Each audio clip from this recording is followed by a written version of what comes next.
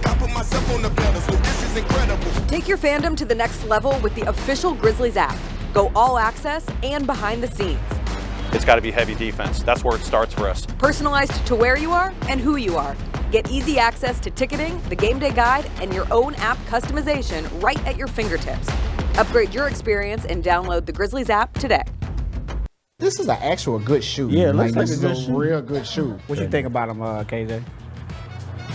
She likes Cheetos. Like Cheetos? Yeah, like nice. You like Cheetos? For kids, yeah, nice. That's what I mean. For kids, For kids, 1,000%. Yeah. And honestly, if I was still playing basketball, I played in brightly colored shoes. I wore pink shoes a lot of the time or purple shoes. Like, I like that. The Sneak Fest Show, live Tuesdays at 2 p.m. on YouTube at Grind City Media and the official Grind City Media app. Let's talk about MVPs. Let's do it. I went with the Joker. Oh my God, Nikola Jokic. Nikola freaking Jokic. Every time I watch him play, I am so impressed. I'm obsessed with him. Yeah. Everything he does works. He can pass, he can shoot, he can rebound, he can drive, he can defend. Like, he can do He everything. can lead the fast break, and he's like 7-1. IMHO with Lang Whitaker and me, Kelsey Wright Johnson, on YouTube at Grind City Media and the official Grind City Media app. I think we have the college basketball title futures. UConn's number 1. I really like Houston. I'd have them winning it all, but you can't be giving Drake jerseys. What is wrong with you? Maybe the Drake curse is stronger in college basketball. Well, how long has he been riding with Kentucky? He wore an Alabama jersey and Saban retired. The Odds Couple with Rob Fisher, Lang Whitaker, John Roser, and CJ Hurt, live Thursdays at 2 p.m. on YouTube at Grind City Media and the official Grind City Media app.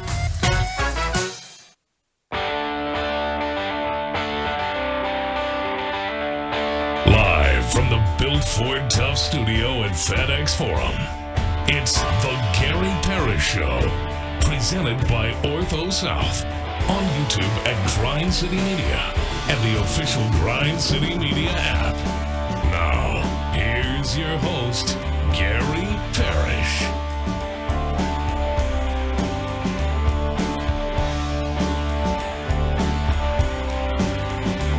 All right, I'm here. My name is Gary Parrish. I'm speaking to you from the Built Ford Tough studio, FedEx Forum, downtown Memphis. Bennett Doyle's producing the program.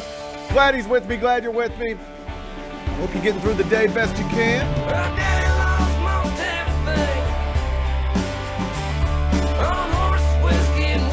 And I hope you weren't planning this weekend to hear all about Jayden Quaintance's visit to the University of Memphis, because no longer happening, Bennett. Visit postponed. 5-star forward will instead walk around Arizona State's campus this weekend. It's nice. It's a nice part of the country. I get it. If Arizona State asked you to come down for the weekend, before it gets too hot in those summer months, makes sense to me. I understand. Sounds like we got a bidding war going on, Bennett. A good old-fashioned college basketball bidding war. I love them. We'll talk about it momentarily. First, though, quickly, let me set today's schedule for you. In the next segment, about 20 minutes, going to be joined by Parth Upadhyaya from the Daily Memphian. He, of course, covers Penny Hardaway's Tigers for one of our local newspapers. He'll be in studio with me in about 20 minutes. I'll ask him every question I can think of about Tiger basketball recruiting, the state of Penny Hardaway's program, the Memphis athletic director search. Parth's going to be here in the next segment. When I finish talking to him, I'll take a break, come back, do 5 more things you need to know, at which point we're going to discuss 5 previously undiscussed stories, among them the NFL Draft. Got underway last night. Caleb Williams, first to Chicago, as expected. Jayden Daniels, second to Washington, as expected. First surprise of the draft, Joe Alt, that was your guy, went 5th to the Chargers. Somewhat of a surprise, Jim Harbaugh defended it. We'll talk NFL Draft. I'll get Bennett's thoughts. We'll do it in about 40 minutes. Paolo Banchero, 31 points, 14 rebounds, 5 assists last night. Magic beat the Cavs 121-83. That series is now 2-1. Cavs still up. Getting tighter, though. Game 4 Saturday. We'll talk Orlando, Cleveland a little later on in the show. Joel Embiid, reigning MVP, 50 points last night, led the Sixers to a 125-114 victory over the Knicks. That series is now 2-1 New York, getting tighter. Game 4 Sunday. We'll discuss that one in the third segment. LeBron James, Anthony Davis, combined for 59 points, 21 rebounds, 12 assists, shot above 60% from the field. Not enough. Nuggets beat them again, this time 112-105, so that series is now 3-0 Denver. Game 4 Saturday night. It could theoretically be the final LeBron James game in a Lakers jersey. Who knows? We'll see. We'll talk about it. We'll get into it in just a bit. Emma Stone, Oscar-winning actress. She said she would. She has a request, Bennett. Would you grant this request? Emma Stone, the great Emma Stone. You know what her request is? She would like for you and I and everybody else to start calling her by her government name, Emily. Emily Stone. Are you willing to call Emma Stone Emily Stone? Let me think on it. Bennett says he's got to think on it. If it's what she wants, I'm fine with it. I'll call anybody whatever they want to be called. I'm progressive like that. Whatever you want to be called, I'll call you that. Emma Stone wants to be Emily. It's fine with me. We'll discuss it in more detail during a segment we call 5 More Things You Need to Know. Then we'll do GP's carryout and we'll call it a day. So that's the rundown. We got a whole lot to get to. But I did want to start with Tiger basketball because what was supposed to be a big recruiting weekend, and it still kind of is on some level. TJ Bamba's here. What was supposed to be a big recruiting weekend, going to be a little smaller than it was supposed to be. And that's because Jayden Quaintance, 5-star forward, who was scheduled to visit the University of Memphis this weekend, is no longer scheduled to visit the University of Memphis this weekend. Instead, he's going to head to Arizona State for a visit. I know that's disappointing to you, Bennett. I understand it's disappointing to you, but you can't, if you take your heart out of it, you can't blame a young man for wanting to spend a weekend in Tempe, can you? Can you? You ever been to Tempe? I never been to Arizona. Phoenix area? No, I never been to Arizona. It's beautiful. I heard it's hot. It is hot. That's the downside. But it's also beautiful, and the people there are beautiful. Do you know about the people at Arizona State? You ever Googled Arizona State people? I've heard there's a lot of hotties on that campus. Woo, boy, I went there when I was very young. I was probably right out of college, and I went to Arizona State with my buddy Jason D. Williams was playing a concert of some sort down in, the Phoenix area, Super Bowl party. So he was like, hey, why don't you go with me? And I said, all right, we'll go with you. And then we got some other friends to go. And next thing you know, we're on a trip to Phoenix. And one night we went out in the Tempe, Scottsdale area, around the Arizona State campus. And Bennett, I tell you, I've always felt ugly. Always. Right now. Same. Always. But I've never felt uglier than I felt when I was in that bar around the Arizona State campus, because it felt like everybody there was either a supermodel or an aspiring supermodel. Everybody there was in tip-top shape. Everybody there had great skin. Everybody there had wonderful hair. It was a really pretty place. And so when you combine that with, it is hot, but never gets cold. Here's all I'm saying. This is my hometown. I love Memphis as much as anybody. But if somebody said, hey, GP, rather than spend a weekend in Memphis this weekend, would you like to come down to Tempe and just kick it for a couple of days? Plus, we might have a lot of money for you. I understand that. I do that. Sure. You can't blame a young man for wanting to go to Arizona for a weekend, can you? But it sounds like that this might not have even been his decision. Expand. The things that I heard suggested that maybe this was a mutual decision for him not to come here this weekend. The reporting is that Memphis decided to postpone. This is what Parth reports, that Memphis has decided to postpone the visit. And now Jayden Quaintance is just going to Arizona State? What does that tell you? What does that suggest to you? It suggests to me on the surface that it's probably not good as far as his chances of playing at the University of Memphis. It could mean absolutely nothing. Maybe there's just a scheduling conflict, and hey, we'll do this thing next weekend and get this locked down. Again, but now there's a new school involved, which wasn't involved a couple days ago. Well, that's what's interesting. We'll get to that in a moment. But listen, I'm not going to argue with the beat writers. Parth is reporting that the visit is postponed, not canceled, and that it is expected to happen perhaps sometime next week, TBD. So it'd be silly, I think, or at least premature to suggest Memphis is out of it because nobody is reporting that. But this has gotten a little more complicated. And even though Jayden Quaintance's father did tell Jason Munz of the Commercial Appeal earlier this week that NIL money would not be the determining factor in this recruitment. Okay. Whoa, buddy, it's starting to look like that might not be true because this whole situation is quite clearly becoming a deal where the 5-star prospect goes to the highest bidder. Or at least I can tell you that's the perception. And that's certainly how it looks, despite what, again, Jayden Quaintance's father told the CA's Jason Munz earlier this week. He said, NIL money, yeah, it matters. Of course it does. But it will not be the determining factor in the recruitment. Doesn't look that way. No, he's going to go to the school that pays the most money. There's That's no what it doubt looks about like. it. Yeah. It is what it looks like. And I want to be clear. I mean, I'm sure if it's I'm sure if it's close, if the money's close, that sure, you're going to go based on where you want to play, based on fit, all that stuff. But I would think the money would have to be very close. Yeah. Yeah. How about this? At the end of the day, wherever this young man decides to play college basketball, I don't think they'll leave a lot of money on the table, and probably not any. Mm-hmm.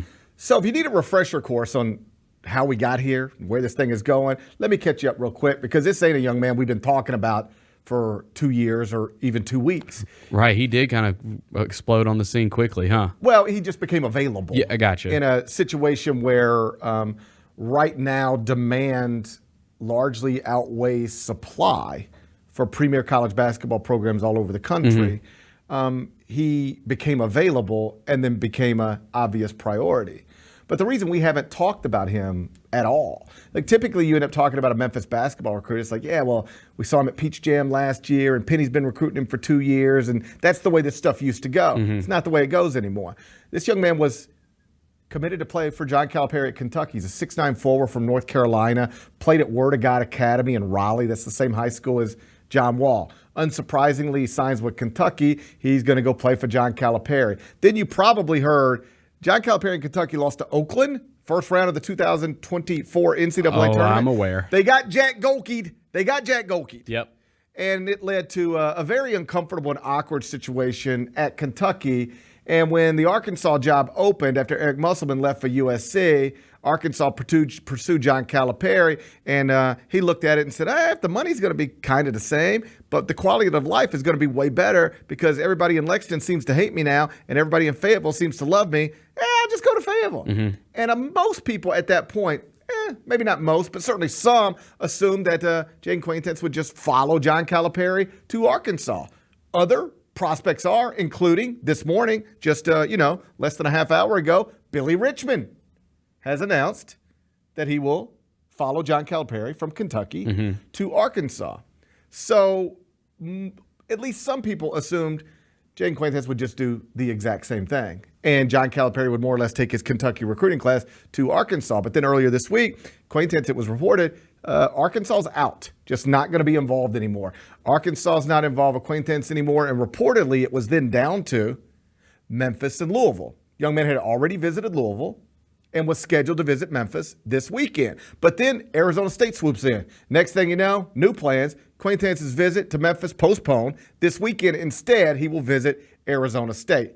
That's where we're at. How you feel about this? Do you want to keep going down this path? Oh, listen, I can understand the argument that I've seen from a lot of Memphis fans that why would we pay all this money for a 17-year-old that's going to clearly demand a bunch of minutes, and we've had chemistry issues in the past with teams with a bunch of players and big personalities. I can understand the argument. I'm of the opinion like you take as many great players as you can possibly get, so like whatever it takes to get it done, get it done. But as far as how do I feel about it getting done, not great. I don't feel great about it anymore. I would need to know, if I'm Memphis, exactly how much money do we have to spend? Do we just have an unlimited amount of money, which I don't think so? Or do we have a defined amount of money to spend? Think about this. Like if I tell you, Bennett, you can go shopping today and hey, go see what you like. Yeah. And then report back to me and tell me what it is you'd like to get, and then we'll see if we can get it for you, right? If that's what I told you. Hey, go on Amazon, fill up your cart with some things you think you would like to have, and then let me look at it, and then I'll decide if I can get it for you or not. Right? That's one thing. This is quite another. Bennett, I have $500 for you. That's all I got. Now, you can spend it however you want on whatever you want, but after the 500's gone, that's all I got. I don't have any more. So I need to know what's the situation for Memphis, because those are two different situations. Here's my point. Yep. If I have NIL backing where they're like, if you can go get Jayden Quaintance, if you can go get a 5-star high school prospect, you can take the bidding up to this and don't worry about it. We still got money for this other stuff we're trying to do. Then yes, absolutely. Let's see where we're at. If this is a defined amount of money and you only have so much to spend on players And the reports that suggest this bidding war is going to maybe get in excess of $1 million. I'm going to say this, even though I rarely speak in absolutes, I'm going to say this and feel comfortable saying it, that I'll be proven right.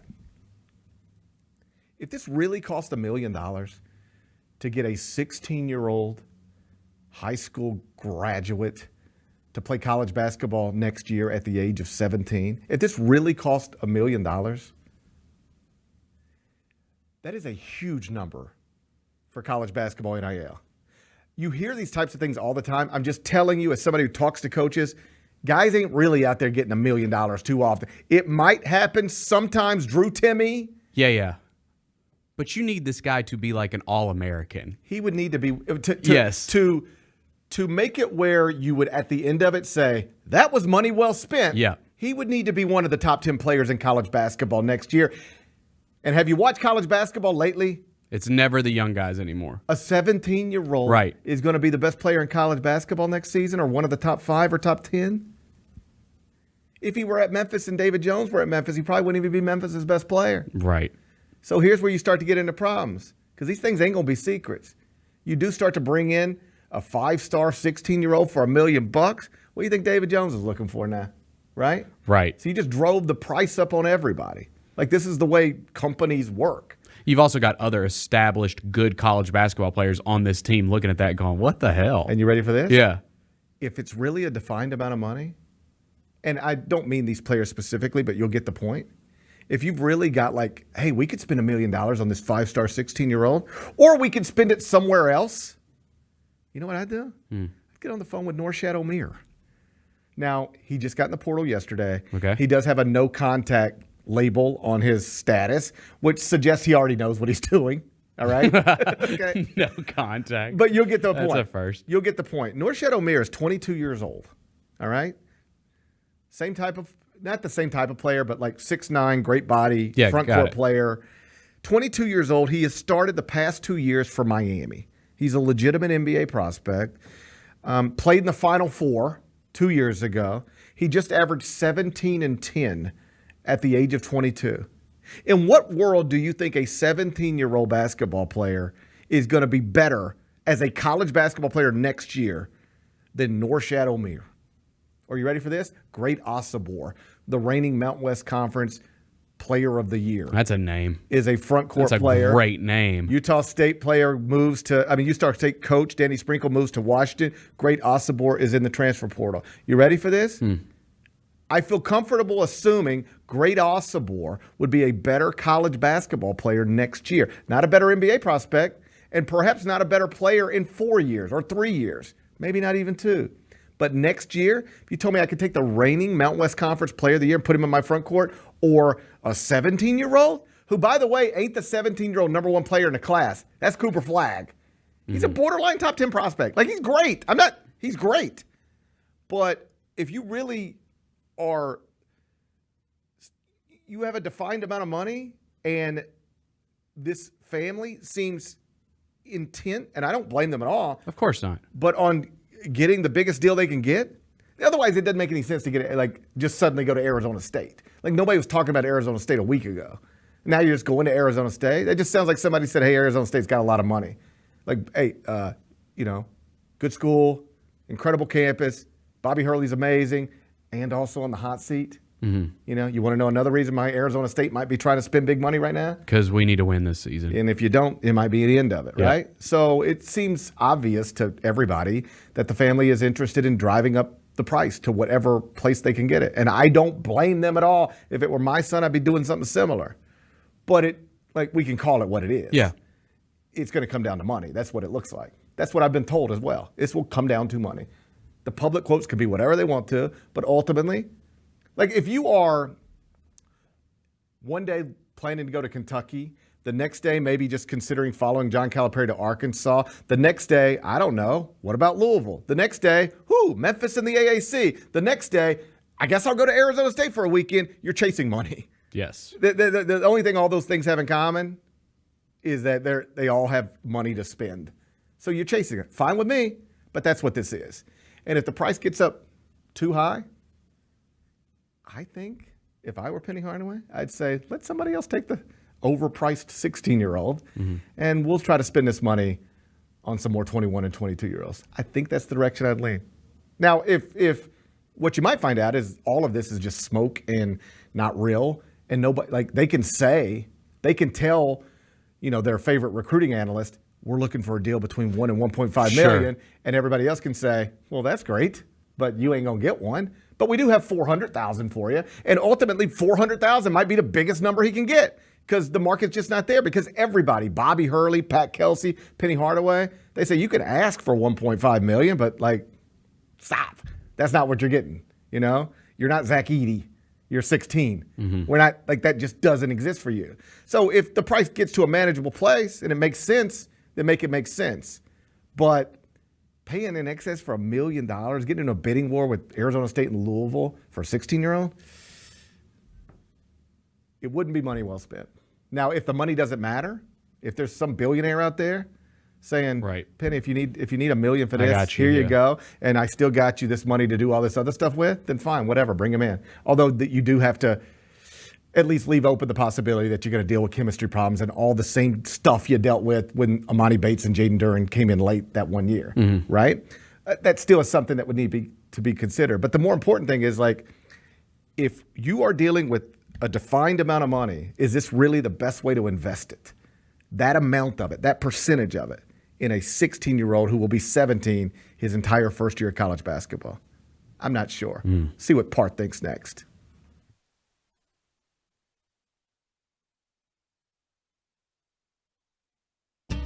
Now for a limited time, the new $1.99 Crispy Tender Wraps are here at Sonic.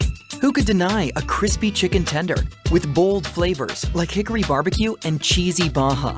And we can't forget the crisp lettuce and melty cheese to make the perfect bite. Wrap yourself up with some TLC, tender, love, and chicken for only $1.99. Sonic $1.99 Crispy Tender Wraps.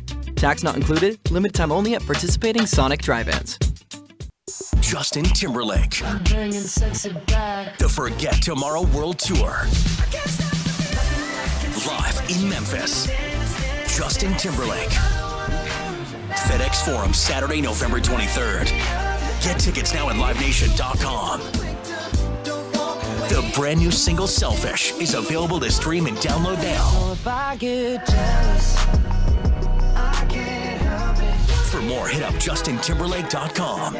This is an actual good shoe. Yeah, it looks like this a good is a shoe. real good shoe. What you think about him, KJ? She likes Cheetos. Like Cheetos? Yeah, like nice. Cheetos. You like Cheetos? For kids, yeah. That's what I mean. For kids, For 1,000%. kids, yeah. And honestly, if I was still playing basketball, I played in brightly colored shoes. I wore pink shoes a lot of the time or purple shoes. I like that. The Sneak Fest Show, live Tuesdays at 2 p.m. on YouTube at Grind City Media and the official Grind City Media app.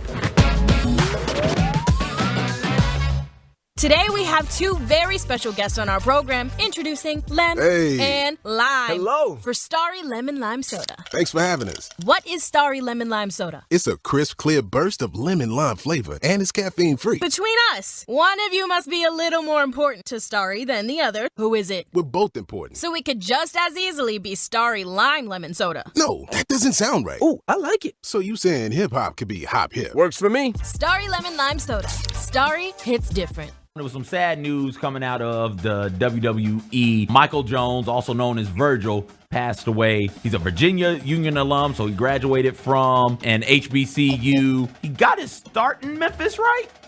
Oh, man, you're absolutely right. He started in Memphis in 1985. Get all of your HBCU sports and culture news by tuning in to HBCU Huddle with CJ Hurt and Mike Wallace. New episodes drop every Thursday on GrindCityMedia.com, YouTube, and Spotify.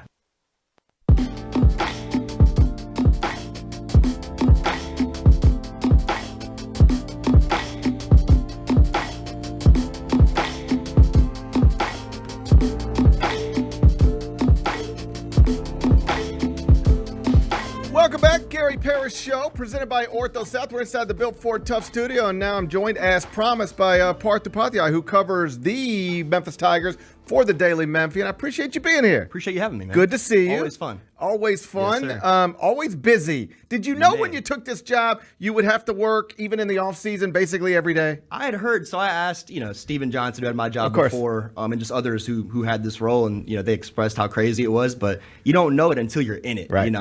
There's no off season. No, there is no off season. In fact, one of the reasons, not the only reason, but one of the reasons I got the full-time Memphis beat job when I got it was because Zach McMillan, who was the beat writer who preceded me at the Commercial Appeal, was just, I don't want to speak for Zach, but I think he didn't love the lifestyle anymore. It's like, okay, on a Sunday afternoon, I'm now standing across the street from the Finch Center to interview Amari Stoudemire, who's on a visit. Like, this is really what the type of stuff we used to have to do. For sure. The Finch Center, as you probably know, the previous practice facility, and it's right on the edge of campus. Like, literally, you walk out of the Finch Center driveway, and you are technically off campus. So the way it was all, the NCAA rules at the time, it was in violation of NCAA rules for a school to set you up with a recruit while the recruit was on campus.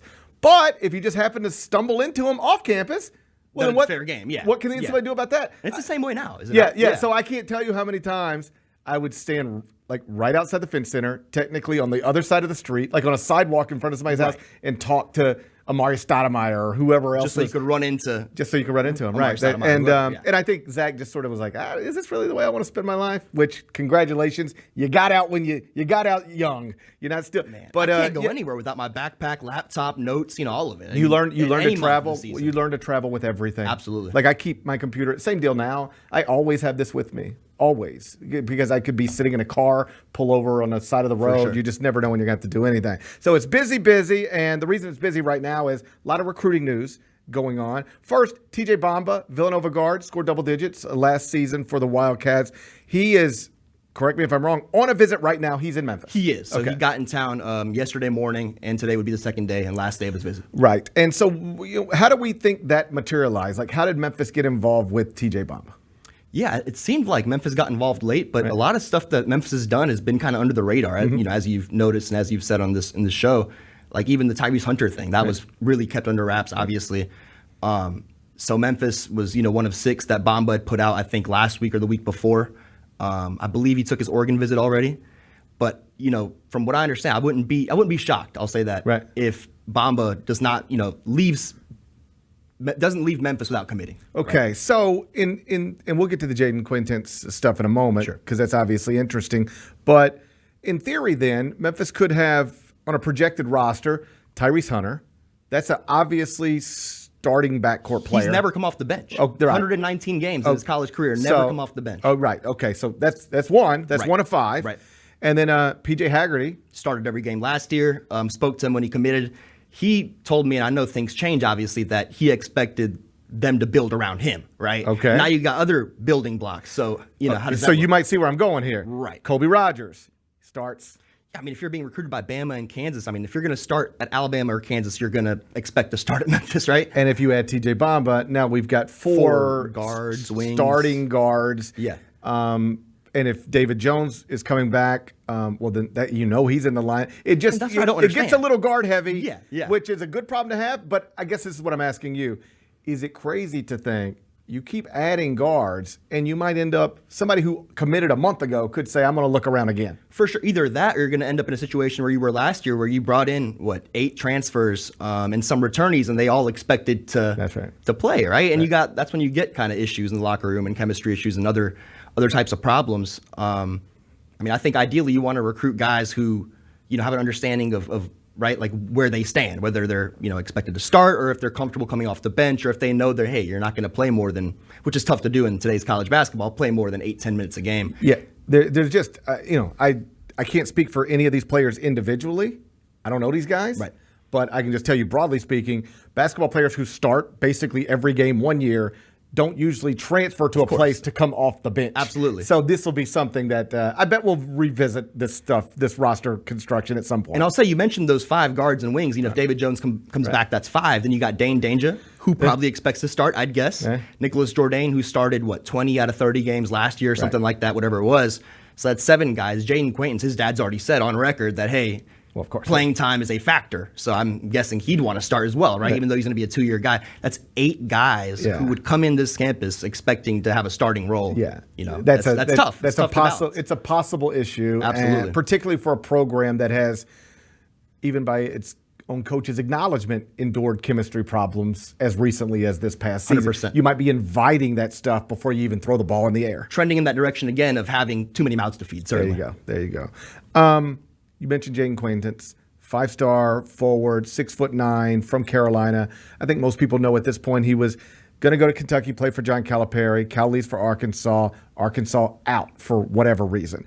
Reportedly earlier this week, Memphis and Louisville are the ones still standing. He had already visited Louisville, was going to come to Memphis this weekend. Then we get the reports yesterday. Postponement for the Memphis visit, but still probably going to do it next week. Right. This weekend, Arizona State instead. It sounds like, and the people I talk to who are like at least somewhat involved on peripheral level, they seem to suggest, this is coming down to money. It seems like it, right? Like when you've got schools that are jumping in and out of the recruitment seemingly every day, stuff's changing by the hour. Like, and that's hey, the Mark key Pope's thing. going to visit. Oh, he's not going to visit. Hey, we're going to Arkansas. We're not going to Arkansas. Like, and that's the key thing to pick up on when you hear Mark Pope's going to sit down with the family. Nah, and just not hours anymore. later, it just changed. Right? No, I'm not going to do that. The young man's going to go to Memphis. Well, no. Oh, what's he going to do instead? Arizona State. Arizona State? When did that come? Like, this is Arizona State may have hired somebody he was close with, but still, to get into the recruitment. But they can't just say we hired somebody, come to Arizona State. It's like we hired somebody and we got a lot of money. And we got exactly. Do you have a sense for how much something like this actually cost? Because the reports they're looking for in excess of $1 million. 1.5 to 2, right? Well, that's great. You can look for whatever you want to look for. But I wouldn't be surprised to hear if college coaches were saying that's a wildly high number for a 16-year-old, and that's just not money. He can ask for whatever he wants. Sure. I would assume the number comes down a little bit, and that's why this is getting more chaotic. Maybe there's some schools initially who think they can't get in because it's going to be more than $1 million, and then they realize that $1 million thing ain't real. Maybe we can get in here. It seems like an evolving process where you can ask for the moon, but how about this? I'm not sure I'd pay a 16-year-old $1 million to play college basketball next year. I don't know if I would either. I mean, we talked about this, kind of off there. I'd write that same check and I'd call David Jones right now. Said, hey, can you withdraw from the process? We've got that same number we were going to offer Jayden Quaintance for you. We got that 1.2, 1.5, whatever it may be. And even if, let's say the asking price, like you said, is 1.52. What's that saying? Shoot for the moon, land on the stars. Yeah. They're still going to land on the stars, which is what, $900,000, $800,000. Do you want to pay that to a 16-year-old kid who's going to be a pro, but what's he going to do for you next year? That's the problem. Like, if you tell me I can invest, like even my own money, Gary Parrish's money in Jayden Quaintance, in his future, I would invest in him. But if you told me I've got to spend money to have him be on my college basketball team next season, and it costs this, I don't know if that's money well spent. And the way I was talking with Bennett with it in the opening segment is, I would need to know a little more about the resources available to Penny and the program right now, because if there's just don't ever forget this whole NIL and we got money, we don't have money. One person can change that. A couple checks can change that. Right? Just one person saying, if you need another $3 million, I got another $3 million. Like, one person can change this. I've used this example and it's hyperbolic, but you'll get the point. When people started getting worried about NIL and the gaps it would enhance between the haves and the have-nots, the point I always made was, yes, Duke and Kansas and Texas and the big school Alabama, they're going to continue to spend money and get the best players out of the portal. For sure. That will happen, but it doesn't only have to happen at the big schools. If there is a man who won Powerball in Hattiesburg, Mississippi, and just loved women's soccer and decided, I want to make Southern Miss women's soccer one of the 20 best programs in America with money, here's a check. Here's a check, they could do it. So all it takes is one person just deciding this is what I want to do. So if Penny has access to unlimited amounts of money, then sure, go down this path and figure it out. But if this is really money that can be spent, let's just call it $1 million. If it's really $1 million that could be spent on a 16-year-old, or $1 million that could be spent on 2 top 30 transfers who are 21 and 23. Or bench depth, right? You had 3 guys that are going to, kind of fill those, 8, 9, 10 spots, whatever it may be. I'd rather have, right. I was talking to Bennett, and these players aren't realistic targets, or at least there's no reporting to suggest that they are. Right. But just like right now in the transfer portal, there is Norchad Omier from He's Miami. Going to St. John's, right? Right. No contact tag. It sounds like it. Yeah. So there's Norchad Omier. There's Great Osabor, the Mountain West Conference Player of the Year, both front court players. I promise you they ain't demanding that kind of money. And I also think there'll be better college basketball players than a 16, just turned 17-year-old next season. I just think that's They'd really produce more, right away. They'd be instant, instant. Like David Jones, impact guys. David Jones will be a better college basketball player next year than Jayden Quaintance. Not even close. Not even right. close. So David Jones could be a preseason All-American. Could be, might not be, but Right. Yeah, of course. And so and this might be a wake-up call for the Quaintance family as well, where you think we're a top 10 player in our class. There's almost none of us available. Supply is down. Demand is up. Yep. Let's ask for 1.5. But if everybody just says you're not worth that as a college basketball player next year, then they could realize the money they thought they were going to get ain't really there. So then you know what you hear? Arkansas is back involved, or somebody else is back involved. They'll Kentucky or whoever. You just keep opening it all back up. Ultimately, do you think he ever visits here? Do you think he's here next week? I think so. Okay. Even when when it was announced it was postponed, that was on Memphis' side, right? Mm-hmm. That was Memphis saying, hey, let's postpone for whatever reason. And I was told then that it's not a cancellation. Sometimes, as you know, postponement's a fancy word for what? Hey, it's not going to happen. He's not coming. It's over. Right. But that was never the case with him. So when it was when it was reported, I think it was Eric Bossi who reported that, hey, he's going to be on campus next week. Like, that made sense. That lined up with what I had heard. So I do think he'll visit.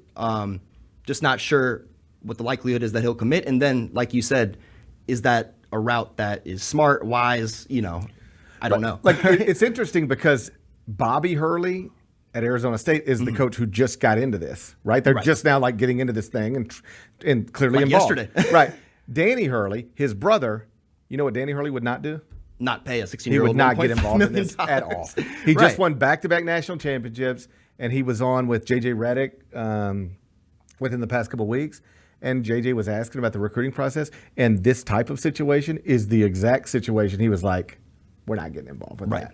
Like, so UConn right now, they're focused on, an experienced shooter out of Dayton who is, 21 years old already. Right. They would not get involved in trying to pay a 16-year-old this type of money. They don't need to. They don't need to gamble on a guy like this, right? Right. So I just think that, like, traditionally, in the way that recruiting used to work, you would hear Memphis can be involved with a top 10 player. Should it be? And you're like, well, of course. What are we talking about? Right. I think the dynamic has changed. It's changed so much that it's not obvious to me that you need to be in this situation if this situation is going the direction it seems to go. Maybe, I'm not saying pull out of it. I'm just saying if draw a line in the sand, right? Like, hey, we'd love to have you. We think you can be a key part of this thing, but this is kind of where we're at. I think I think that's where I would go. I mean, I'm open to anything. I'm open to anything. But if somebody told me in 2 weeks, well, GP, here's what happened. They kept pushing. They wanted more money. And at the end of the day, Penny just said, you know what? Let's just go in a different direction. That would make total sense to me. No. Traditionally, it makes no sense to pass on uniquely gifted, talented young people. Right. But it might make sense under these circumstances. But traditionally, the price tag wasn't $1.5 million, right? Like, that's changed as well. So that's a factor. And you couldn't have just open bidding wars without. No. Yeah. No. Like, now. Like, that's driving up the cost, these open bidding wars, of course, right? Well, not to take you way back, but once upon a time, I broke a recruiting scandal. And the reason that I was able to get that story and get, like, football programs put on probation and coaches charged with felonies and convicted and sentenced to prison was because they didn't just lock in a price with Alabama. It was a young man at Tresman High School, and his high school coach locked in a price with Alabama. Right. And then you know what they started doing after that? Telling everybody else, we already are locked in. Right. So the story was something like, we're already locked into one school for $200,000, but if Tennessee, can you beat it? Georgia, can you beat it? Like Florida an State, open auction type of deal, yeah. So you know what all these. So I end up on the phone with Phil Fulmer, Houston Nutt, Mark Richt. I'm talking to all these people, and they're like, "Yes, off the record, yes." Right. They told us they were already locked in for $200. That's what people started talking because. So you couldn't talk. I mean, you could clearly they did, but that's how you get caught. So people wouldn't do that. Well, now you can tell everybody. You can go you to can feed it to a reporter and say, hey, if you want to put this out, feel free. Absolutely. Call Eric Bossi and say, yeah, we got Arizona State's already told us they got 900,000. Right. We're trying to get 1.2 from Memphis, and Louisville's still saying they think they can get to 1.5. But it's all out. You can do all this. And that's a good nugget for a media member, and it's good for the camp, right? Yeah. So that it at least drives up the perception of the price, 100%. whether it drives up the actual price or not. So it's very complicated. I don't envy coaches having to navigate this stuff, because you are operating in the dark a lot. At least in NBA free agency, often you know what's it's legitimate, reported, what's out there, or Shams or whoever, and you know what kind of cap space people have, what they can offer, what they can't offer. Like if you're the Grizzlies, that's what we need in this thing, right? We need cap spaces, cap limits. When we get a collectively bargained agreement and they can negotiate all of that, then yes, the salary cap would be put in place. Although I don't know if we'll need it, because that just all that does is create an artificial limit that people will just cheat on again. For sure. It'll just bring the cheating right back into the game, because wherever you put the limit, somebody's going to try to break it unless there's serious consequences. But whatever. The complicated thing about this is you don't know who you're bidding against. You don't know what they can offer and what they can't. And you can get sucked into a bad situation pretty easily. And so it's very difficult to navigate. I wish those guys luck. And it's not just the checkbook thing, right? Like you bring this kid on, now you've got perhaps an obligation to play him at least 25 minutes a game. There you go. And what if what if you realize, hey, you shouldn't be playing 25 minutes a game? Is there problems? That was the Amani Bates problem. Then is the dad, is the camp, getting that was the Amani Bates problem. And then you got guys who are, 4th, 5th year guys coming in, when they see a 16-year-old making triple perhaps the money that they're making, how is that gonna as you lay it out like that accurately, it just, I think, it illuminates the likelihood that this would go. It is more likely that it would go poorly than well. Right. I mean, well, if it hits, it'd be amazing. Right? Yeah. Like if you told me the ceiling is very high, of course, but there's a lot of risks. There's a lot of places where it could go poorly. Absolutely. So just moving on, broadly speaking, what do you make of the other way that Penny has really rebuilt in a matter of weeks here? I don't rank all the way out to 35 or 45 like my friend and colleague John Rothstein does, but as of this morning, he has Memphis at 35. Right. Yep. Wow. And his Rothstein 45 moved up. So now that is projected with David Jones back on the roster. Okay. As you know, we'll see. Yeah. But Penny needs a good year next season. I think we all know that. And he is setting himself up to, at least on paper, for what it's worth. The talent box is checked. The talent box is mostly checked, and they will, at least on paper, be the favorite in the AAC. I mean, they have already the most talent, right? UAB has done some great. Yeah, but you're not high. You don't like. I'm fine with it. I would still put Memphis over UAB. Absolutely. Yeah. Even without the front court depth right sure. now. And they add a Musa Cisse perhaps, or if they add, I don't know. There's going to be guys entering the portal daily now. I mean, there's still a week left for guys to enter the portal. So, yeah. What's the latest with Musa? Musa, I mean, I'm sure I saw he was at Oklahoma State. He's at Oklahoma State. He's been there for like a week, has he not? Yeah. Like he first posted on his Instagram or Snapchat, whatever it was. I think it was Tuesday that he was on. So that's day one. Day two would be Wednesday in that case, and then he was there yesterday again at a baseball game. Like, what's going on? You know. But I think from my understanding, he can only, in order to be eligible and not have any hiccups, he can only go back to where he's been, which is Oklahoma State and Memphis, because those are the schools that would. There's some academic reconsider stuff. And retake his credits that were lost in the transition to Ole Miss, right? So that kind of limits him, and that puts Memphis, at an advantage, of course, because it's a 2-team race instead of a 8-team race. Well, that's another thing, right? Mm-hmm. Okay, so you don't know, like in theory, other people can't just jump in, right? And I'm sure he could. Look, I want to kind of add to this. I'm sure he could go elsewhere and then take summer courses or apply for a waiver or whatever it may be. But the most direct path to immediate eligibility, the easiest path is going to be for him to be back at Oklahoma State or be back here at Memphis. And then again, just to get back into the money conversation, would you rather have Musa Cisse at this price or Jayden Quaintance at this price?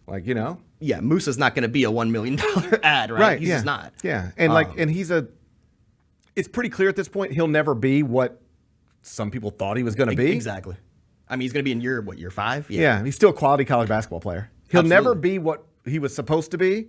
Doesn't look like, but he's still a quality college basketball player. And he's the type of big that Penny has liked and wanted in the past, right? Just rim protect, catch lobs. Exactly. That's what runs the floor well, athletic. I mean, run, alter shots, catch lobs, and rim protect. And if you have somebody in front of him and you're bringing him off the bench, that's, I mean, as a backup center, Musa Cisse, that's a great addition. Yeah. So, like, it's coming together pretty well. And I saw there was some function either yesterday or the day before, but Penny was back to arms around fans, taking pictures, selfies, and all that stuff. Right. I'm just some NIL event, I believe, a couple days ago. There you go. And, like, do you know how he's doing? Because I know by his own admission that it was hard for him. Like, the season turned dramatically. His mother in and out of the hospital, he said. Mother, health issues, having your hometown turn on you in some ways. Like, that's not easy. But he looked, I guess when I saw the pictures, I was like, okay, looks like himself again. It's nice to see him out there. But, like, I guess this is a basic question. Do you know how he's doing? How is he handling the adversity that he's dealing with to this degree, perhaps for the first time in his coaching career? Yeah, I'm not sure. Obviously, it's not a secret that he, it was hard. It'd be hard for anybody, for me or you or anybody, I think, to be in that situation where, the people who have admired you, the people who have posters of you on their walls or in their childhood bedrooms are now, saying, hey, are you the right guy for the job? Like, to some degree, it's tough. It's got to be tough. So I'm not sure exactly how he's doing now, but it does seem like the temperature, as it often does, has changed drastically in this town and, just even on social media and among the fan base. Doesn't it feel like it's back to kind of last year? Like, oh my God, Memphis is going to be. People are getting excited again, and this preseason is top 25. Yeah, like I wouldn't go that far though. I think people are going a little bit too far because we saw what happened last year, even with the level of talent, it not panning out. So I'm taking more of a wait and see approach. We'll check back in November. Oh, we all should. You know what I'm saying? Yeah. We all should. If we didn't learn that last year, then we're not learning. But I think as a fan, all you can hope, and this is what I know people get frustrated with the transfer portal and NIL, but the truth is, like, that transfer portal is the only thing that can provide hope for Memphis heading into next season. That's it. Like, at this point, yes. At this point. Like, we can have a long conversation someday about the best way to build a college basketball continuity team. And continuity and retention and a balance between high school players and players out of the transfer portal. But the situation Memphis finds itself in on April 26th is there's only one way for him to build this basketball team, and it has to be through that transfer portal. And so just because it didn't go well last season, like, you and I and all the fans should keep that in mind. But Penny's just this is the only path we have, and you just got to hope it goes better this season. Like, for every Memphis transfer portal or Arkansas transfer portal team that didn't do well last season, there was a Utah State that did. Right. That had no player, literally zero, at one point in the offseason. It's still rare, but yeah. It's still rare. It's possible. It's possible. That's the most important thing. It's rare, but it's possible. And that's what you got to hang on to if you're a Memphis fan or within that basketball program. Like, that's the hope you're clinging on to, right? Like, hey, it's possible. It's been done. Let's do it here. It's the only thing you can cling on to.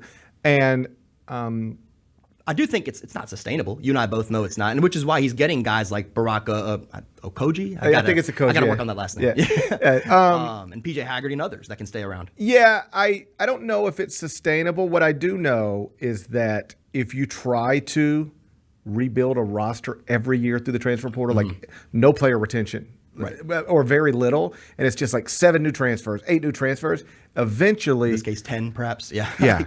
Like, eventually you'll just crap out. Right. You'll just miss. And it usually won't be because, a guy can't go left or a guy can't guard a ball screen. Yep. It's going to be because you didn't know these people. Personalities, you don't know them. The guys just don't mesh. That's the thing. When I talk to coaches, it's the thing they stress about the most. It's like, GP, when I used to recruit, I'd meet a kid when he was 15. By the time he's 16, I know his parents. He's already been on campus 3 times. Right. I've been to his high school 7 times. You know these people. You know the character. You know the personality. You know what they're into. You know who their favorite artist is. Correct. You know if they smoke, if they don't. You know if they drink, if they don't. Yep. You know everything about them. Now it's like you got a week. Yeah, like here. It's like a name popped in a database. Let's watch some film. Yep. Okay, let's look at some numbers. All right, give it the analytics on it. And he might call some coaches, might call his high school coach or the previous guy or whatever. But you don't know. Anybody could trick you for a week. You ever met a guy or a girl? Right. And like, oh man, he seems great or she seems great. Right. And it's like, not really. Yeah, anybody could trick you for a week. Dates, I don't know about this, right? Yeah. Well, that's recruiting now. You are getting married to people after 2 weeks of knowing them. It's arranged marriages across the board. It's just like, hey, I just met you. You want to come live with me for the next year? Arrange is weird, but speed dating. Yeah, right? yeah, it's speed dating. Yeah. And so what coaches tell me is like, I can watch all the synergy, and it can make sense on paper like a fantasy basketball team. But then I get 8 new guys in my locker room. They don't know each other. I don't know them. Uh-oh, this guy's an asshole. Right. This guy's a drug addict. Uh-huh. Now we got a problem. You don't know what you're getting. So you can hit on it. This is what happened to Eric Musselman, not like assholes and drug addicts, but this is what just happened to him. Yep. He had done it at Nevada consistently, done it at Arkansas consistently. He was like, I guess I kind can of owned the portal. Yeah, and then it just, boom, he did it this year. And on paper, it looked fine. I it thought looked great on paper. On paper, it looked like every other top Arkansas 20 team. in Yes, my it opinion, was. It looked like every other Arkansas team. But then when you had to get it, build a team with it, it was like, this is not it. This is not it. It's not working. So it's hard. But, right now, Memphis doesn't have a choice. No. But I think it takes us back to the conversation about Jayden Quaintance and kind of that high-end talent. Like, I think this year should be more about stability rather than swinging for the fences. Because when you swing for the fences, you're more likely to strike out, right? That's Which is what happened last year. Yeah. It's loading up on talent. Well, talent comes with egos. It comes with expectations. And when you got 8, 9, maybe 10 guys with high expectations about their playing time, their role, and what they mean to this program, that's going to be tough. I would really, to the extent that I could, be focusing on chemistry and focusing on trying to avoid chemistry Even issues. if the talent is a rung or maybe 2 rungs lower. Because right? here's the thing. Like, I know we think of Memphis now like because traditionally it's Memphis basketball. Right. It's like we need to be on the same level as Kansas, Carolina, Louisville, all this stuff. But in reality, like they just need to not be bad next year. They don't need to get to the tournament. They don't need to win a national championship. Correct. They need to win the AAC. Yep. All right? And they already have a roster good enough to do that. Exactly. So, like, just be careful. So why get big eyes, right? Be careful. Yeah. Be careful. Again, we'll see where it goes, and I'm open-minded about it.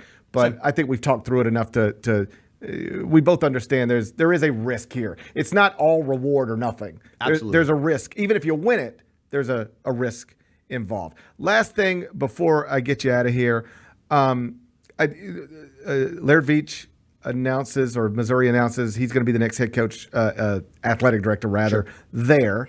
Not surprising that he's moving on at some point. He's obviously got a great reputation within the industry. And his name was in the mix for that job before, too. That's so right. It's not even a shocker. So happy for him. Right. Now Memphis has to hire a next athletic director. There's a lot of, the list of candidates that are out there. There are people who are clearly qualified and have connections to either the city or the campus or both. I know it's very early, and I don't think any of us know definitively where this is headed, but it seems like if there was ever a time to hire an athletic director, Memphis is in a pretty good spot. Football program in a good place. Stadium renovations happening. The NIL from FedEx money getting announced. It's a hard job, but I feel like they're going to be able to, whenever they announce a hire, I feel like I'll be able to go, all right, I like this. Yeah, isn't it fair to say Laird Veach has left this place better than he found it? I don't think there's any question. And if he wouldn't have left deal, this place better than he found it, he probably couldn't get the next job. Exactly. Right. Exactly. I feel like that's the answer to that question. Did Laird Veach do a good job at Memphis? Yeah, he got the Missouri job.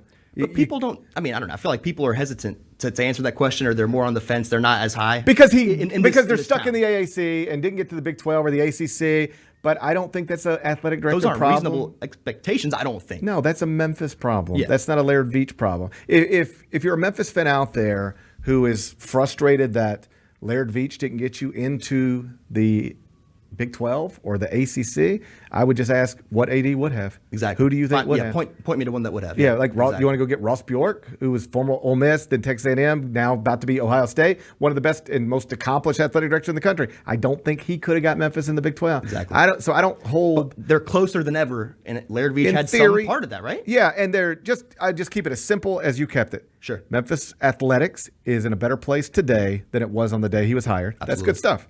And so now you just hope the next guy or gal can take it to the next step. That's take right. The next level. That's right. But there's quality candidates out there, and there's enough names, familiar names to me on the list of names out there that I go, I don't know which one I'd go with, but as long as it's this person or this person or this person, I'm fine with it. Alan Green, Tim Duncan, that list goes on and on. Yeah. So that's a good place to be. Do you have any idea about how quickly or not so quickly they would like to do this?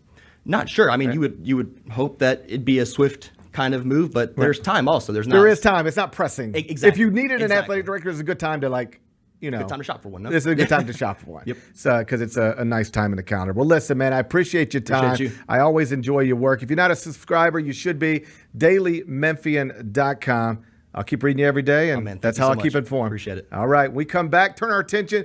NFL Draft. Bennett, It was last night. I watched it. I don't even have a favorite team, and I don't even really care. But I enjoyed it. I had a good time. Watched 32 dreams come true. The Atlanta Falcons piss off their quarterback. Oh, yeah. What a wild situation. We'll talk about it next. Gary Parrish Show presented by Ortho South.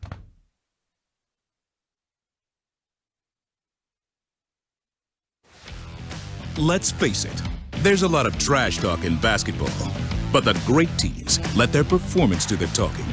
Like Ford F-150 with Pro Power on board. A class-exclusive industry-first feature that turns your truck into a mobile generator and leaves the competition speechless. Ford F-150, official truck of the Grizzlies. Greatness starts here at your Mid-South Ford dealer. Class is full-size pickups under 8,500 pounds, GVWR.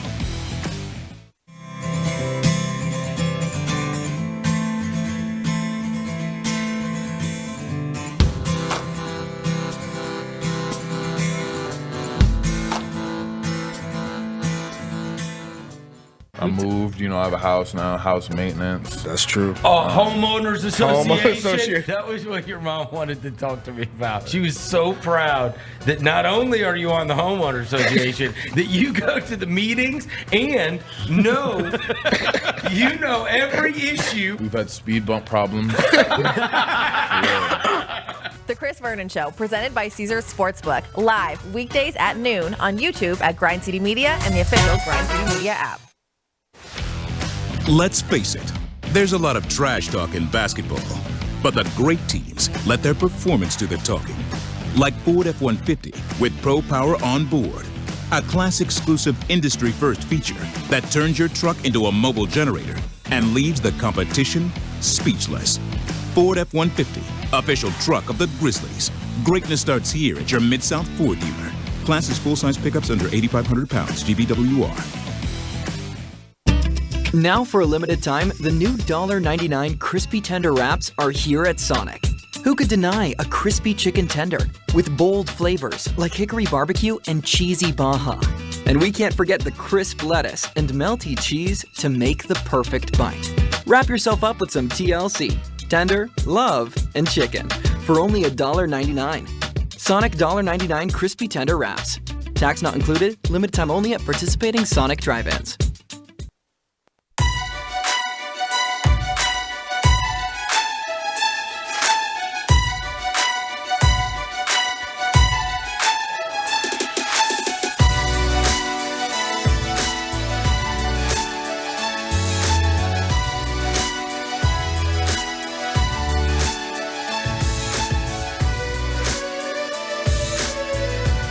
Orthopedic injuries can be unpredictable, unforeseen, and unscheduled, and Ortho South understands this better than anyone. Since your injuries don't make appointments, you don't need to either. And that's because Ortho South welcomes walk-ins during the weekdays and the evenings and even on Saturdays. So next time an unforeseen injury makes an unscheduled appearance in your life, visit orthosouth.org to find your nearest urgent care location. Just walk in, and Ortho South will take care of everything, especially you. Learn more at orthosouth.org. That's orthosouth at orthosouth.org. Now I got 5 more things you need to know. Number 1. NFL Draft got underway last night. Yes, it 7 did. o'clock live from Detroit. Were you disappointed Eminem didn't perform? Did you want to hear you lose yourself for the millionth time? Dude, I gotta be honest, Be honest. Listen, I like Eminem, You like Eminem. and he's like the mascot of Detroit. So like that was awesome to bring him out. The moment was a little cringe for me. The whole he was brought out so everyone wouldn't boo Roger Goodell. Let me stop you here for a second. Is it rude to boo Roger Goodell? That man has to walk out there 32 times. And okay, keep in mind, if Roger Goodell, he is the commissioner of the most powerful sports league in America. Yeah. One of the most powerful sports leagues in the world. Mm-hmm. If he did not want the draft to be in Detroit, it wouldn't be. That's right. So he at least, I don't want to say he's the reason it's in Detroit, but he could stop it if he wanted to. Yeah. All right? So this man at least has veto power on some level about where the draft is going to be, I assume. And he was like, no, cool, let's take it to Detroit. Yeah. He's bringing this incredible event. Which is awesome, by the way. To your Shout city. out to Detroit. That was cool to see them get that moment. It was cool. Yeah. Like my wife, she doesn't watch the NFL draft or care about it. But I wanted to sit down with my little guys. I wanted them to watch it. Like watch the just watch these people. Like, there's a lesson in there. I'm being sincere here. Like hey, buddy, look, like this. You know how you play baseball or you play football or whatever? Look what happens if you fulfill your dreams. No. That's not the message. Oh. You can't tell your that kids. was the message. You can't tell your kids you'll be the number one pick in draft because they're not going to be. You never know. You pretty sure. You never know. I'm pretty sure. I mean, okay. We're pretty sure. All right? Not my kids. I want my kids to dream as big as they can dream. But just broadly speaking, kids are not going to grow up to be Caleb Williams or Jayden Daniels, all right? That's not the message I was trying to teach my kids. I was just trying to show them these young men, they've been working their whole life for the idea of this. This was their dream, and they worked. And I bet you there was a time when they were on their PS5s and they decided, nope, got to get back out in the yard and work. Yeah. No, got to get back in the cage and swing. No, got to get back on the court and work on a jumper. Got to get back under center and make some throws. So there's no guarantee that this is the type of thing that can happen for you. But there is a guarantee, like nothing can ever happen for you if you don't put in the work. Stay focused. Sacrifice. Sacrifice other parts of your life to focus on the parts of your life that you'd like to see become the core of your dreams. And then it may or may not work out. But the only thing I can promise you is it will never work out if you don't at least start with that approach. So let's watch these young people achieve their dreams, have this moment that they've been thinking about forever, and celebrate it with them. That's the message. Is that a good message? It's a good message. I think there's a good message in there, right? Yep. So I enjoyed it. We watched the picks. Oh, yeah. And even my wife, she was like, God, it looks amazing. Look at all those people. Like, aren't you so happy for this? Even she got into it. I think it's a great television product. Oh, it is a great television product. And then, as far as the Goodell booing thing, my wife was like, why do they boo him every time? And I go, once upon a time, I can't even remember the controversy at this point, but there was a reason that it started in the first place. Something that he did, I don't remember what it was. What was it that way back when? There was something that everybody happened. just hates him. No, but there was something that clearly happened in the NFL that season they started booing him because of it. I can't remember exactly. Maybe it was that. Maybe it was something like that. But now I was like, now it's just a tradition. They just boo him. They boo Adam Silver. Like they just boo the commissioner. That's like part of the draft. Yeah, now. I think it's rude. I find it rude. Okay. And I don't even like Roger Goodell, but I find it rude. Here's the thing, though. My man had back surgery, and there's a lot of – so he's walking out there like a guy who just had back surgery, and there's a lot of pressure on him because he's got to dap up young men 32 times on camera. You can mess that up real easy. Yep.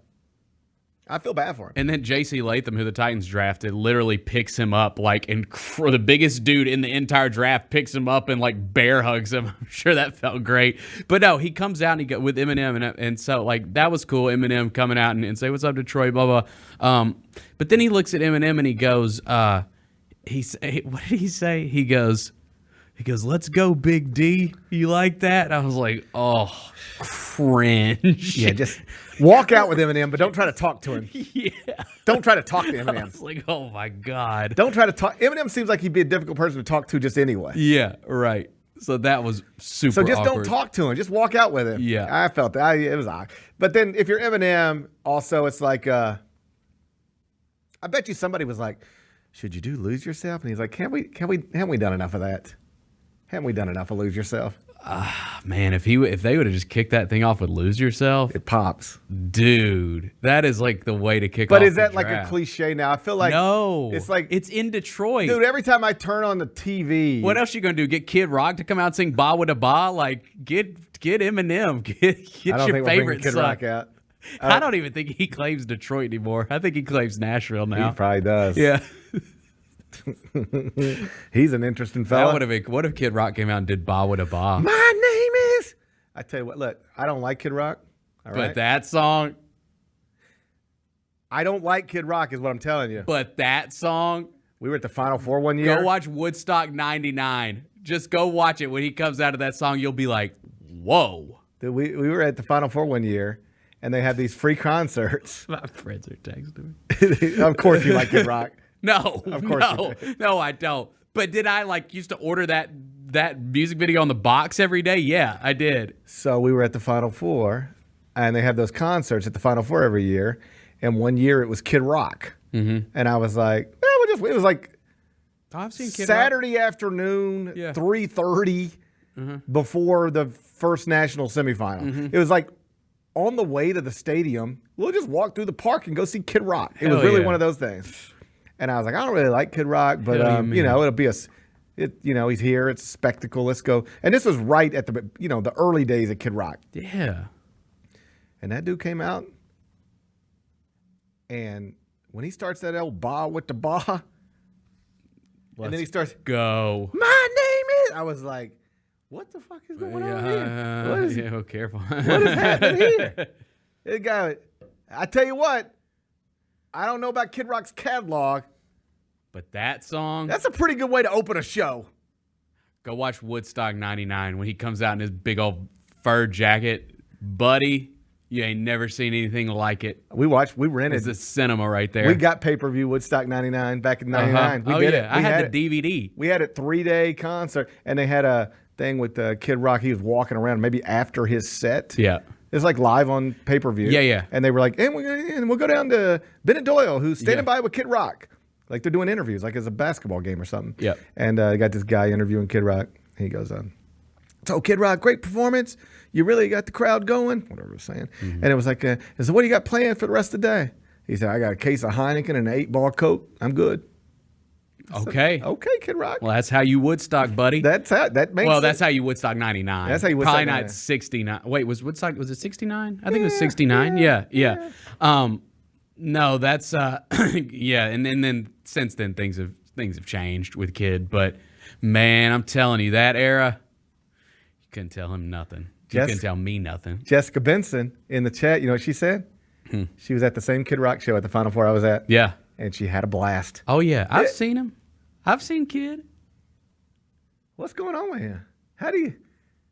Oh, I mean, he got old. He got old. Yeah, he got old. Sure. We all do. Yeah. It happens to all of us. We all do. Happens to all of us. So anyway, couldn't bring out Kid Rock at Detroit last night. I don't think that's what they wanted, right? That play into some stereotypes the NFL doesn't really want these days, I don't think, right? So you bring out Eminem instead, but just, just bring him out, but don't try to talk to him. Don't try to chop it up with Eminem. Yeah, if you're he Roger tried to Goodell. chop it up. He tried to and it chop just it got up weird. like him and Eminem are friends. Yep. And then it got awkward and weird. No surprises in the first 4 picks. They went exactly as they were supposed to go. The Patriots took another quarterback, looks just like Tom Brady. Sure, that'll work out. Yep. Nice. He looks just like Tom Brady. He's got like the bones. They literally, like my wife even said that last you night. can't just Like keep she ain't as drafting dialed people in. that have the same facial structure as Tom Brady. She goes, wait a second. So they literally are just drafting a dude that looks identical to Tom Brady, hoping he's Tom Brady. I was like, yeah, that's what they're doing. They're just drafting good-looking white dudes. Like the whole rest of the league. You know what the rest of the league's doing? Research. They're just like, wait, is that Tom? Is that Tom Brady? Is that a good-looking white quarterback? Holy crap. Let's just take the good-looking white quarterback. Yeah. Like the Patriots are like, it worked for us that one time, you know? Yep. It worked for us that one time. Yep. Not so much lately. We'll see how it goes. I don't know anything about Drake May. He might be great, right? Marvin Harrison goes 4th. He'll be terrific. And then your buddy Joe Alt. Yeah. Did that break your heart? Okay, so it did. Basically, it played out the way that I had hoped that it wouldn't, where literally the 2 players that I wanted go the 2 picks before the Titans pick at 7. So if Alt was going to be off the board at 5, which I thought was probably going to happen, everyone just had him penciled in with the Titans, and I'm like, man, Harbaugh's already got his quarterback, and he freaking loves offensive linemen. So he said last night, he said, I know somebody's going to ask about drafting a weapon. We think offensive linemen are weapons. Yeah, okay. So like he was the best one in the draft, so I was like, Harbaugh's probably going to take that dude. So that ended up happening. And so if we didn't get Joe Alt, I wanted Malik Neighbors because I just wanted a stud LSU receiver. Those always work out, right? Team 2. They always work out. So then he gets taken by the Giants, and so the Titans get J.C. Latham, which I'm stoked about. This is the biggest dude in the draft, meat and potatoes. Potatoes. Let's go. And then the cool thing about it was, because we talked about, like, you were talking about how good the draft, the TV product. Well, what'd you watch it on, first off? Which broadcast ABC? did you watch? ABC. Okay, I flipped back and forth between ABC and ESPN. I thought Saban was awesome last night. He was awesome. Like, I was really surprised. I thought he was going to just be kind of, just no, he asked questions. Bland and he Saban. I thought he was good. Well, like what's great about having Saban and even Brian Kelly is that like they coached against these guys or coached these guys. Yeah. Like last year, they know them. Like Nick Saban knows Jayden Daniels. And so it was cool hearing Saban talk about J.C. Latham. And I mean, I know that was his coach, so obviously he's going to say good things. But it got me excited because he was like, that dude was the leader on our team. Like everybody, took their leads from him. And I was like, okay, Nick. Did you see the Nick Saban comments about Drake May? Uh-uh. Well, that was interesting because I think it was just speaking plainly, but it came across as like maybe he doesn't believe in him. Uh-huh. He said something along the lines of, Drake May has compared himself to, or maybe it was Bill Belichick that said this. It was one of them. They were both good last night. They were on different channels. They were both good, but it might have been Belichick now that I'm thinking of it. But one of them was like, Drake May has compared himself to Josh Allen, but we'll see about that. Like Josh Allen's a pretty special player. It was like expressing some skepticism, like, I don't know about this. Hold your horses, yeah. Yeah, but, we'll see. So Titans do what they do at 7. I'm cool with it, though. That was a safe pick for the Titans. It was a huge need, so good. And then the big good on shocker me. of the first round comes. Atlanta taking Michael Penix. Sell me on it. There's literally no way to spin that. Because here's what you'll hear people say is the reason they did this is because Kirk Cousins is a placeholder quarterback for the Falcons. So he's going to be their quarterback of the future. Kirk Cousins is going to be there for 2 years. It's going to be a transition. Then why in the hell would you give Kirk Cousins $100 million? It makes no sense. Like, why would you give Kirk Cousins $100 million if he is not your quarterback that you stand behind right now and want to win a bunch of games with? It just doesn't. It makes no sense at all. It's $180 million. Yeah, 100 guaranteed. Yeah. Yeah. And the problem with this type of thing, because what they would tell you, because I was fascinated by it, and then I start reading about it, because I don't come to it with any context. Yeah. But you see the surprise hit social media, so it's like, okay, let's dive into this. And what they would tell you is, we believe in Michael Penix. Mm-hmm. We are thrilled to have Kirk Cousins, but he is 36 and coming off an Achilles injury. And we signed him to a 4-year deal, but only 2 years is guaranteed. And we don't know where we're going to be in 2 years. And why not, if a quarterback prospect we genuinely believe in is available to us, why not then snatch that up when we think it is value? And you can say we could have traded down to get that if that's what we wanted to do, except we had information that 3 other franchises were ready to move up into the top 10 to get him. We had reached a point where if we want this young man to be a part of our franchise, this is what we have to do right now. And what we have done with Kirk Cousins, it does not matter. If we want this man, we have to do this now. And we did it. Does that move you at all? No, because the reason that falls apart is if Kirk Cousins doesn't work out, then you're going to be a bad team. You're going to have a higher draft pick than number 8, and you're going to be able to take like a top 3 quarterback a couple drafts from now. So it doesn't make sense to take the 4th or 5th best guy in this draft when, by all accounts, you want to win right now with Kirk Cousins. It makes no sense. I'm with you. But for different reasons. It makes no sense to me because it causes problems without any guarantee of a reward. Oh, you saw Diana Rossini last night report that Kirk Cousins was camp, like, what the hell? Kirk Cousins camp could not wait to tell anybody who was texting him. We're shocked and disappointed and upset. So this would be my thing. From a football perspective, it might make some sense, but you're running it's a people business. Yes. And what is the point of investing, at least on the contract, $180 million in Kirk Cousins and then pissing him off before he even takes a snap for you? That's, to me, the part that doesn't make any sense. Yeah. It's the same thing Green Bay did with Aaron Rodgers. I know. And Jordan Love. And whereas it might end up being great for Green Bay if you just decide Jordan Love is the next thing and Aaron Rodgers, it was over anyway. But for multiple years, it was just toxic and ugly. And what do you invite that into your workplace for? Think about this for a second. think about, because I'm not comparing myself to an NFL quarterback or Kirk Cousins or anything, but I think you get the point. Sometimes it's helpful to put these things in real people terms.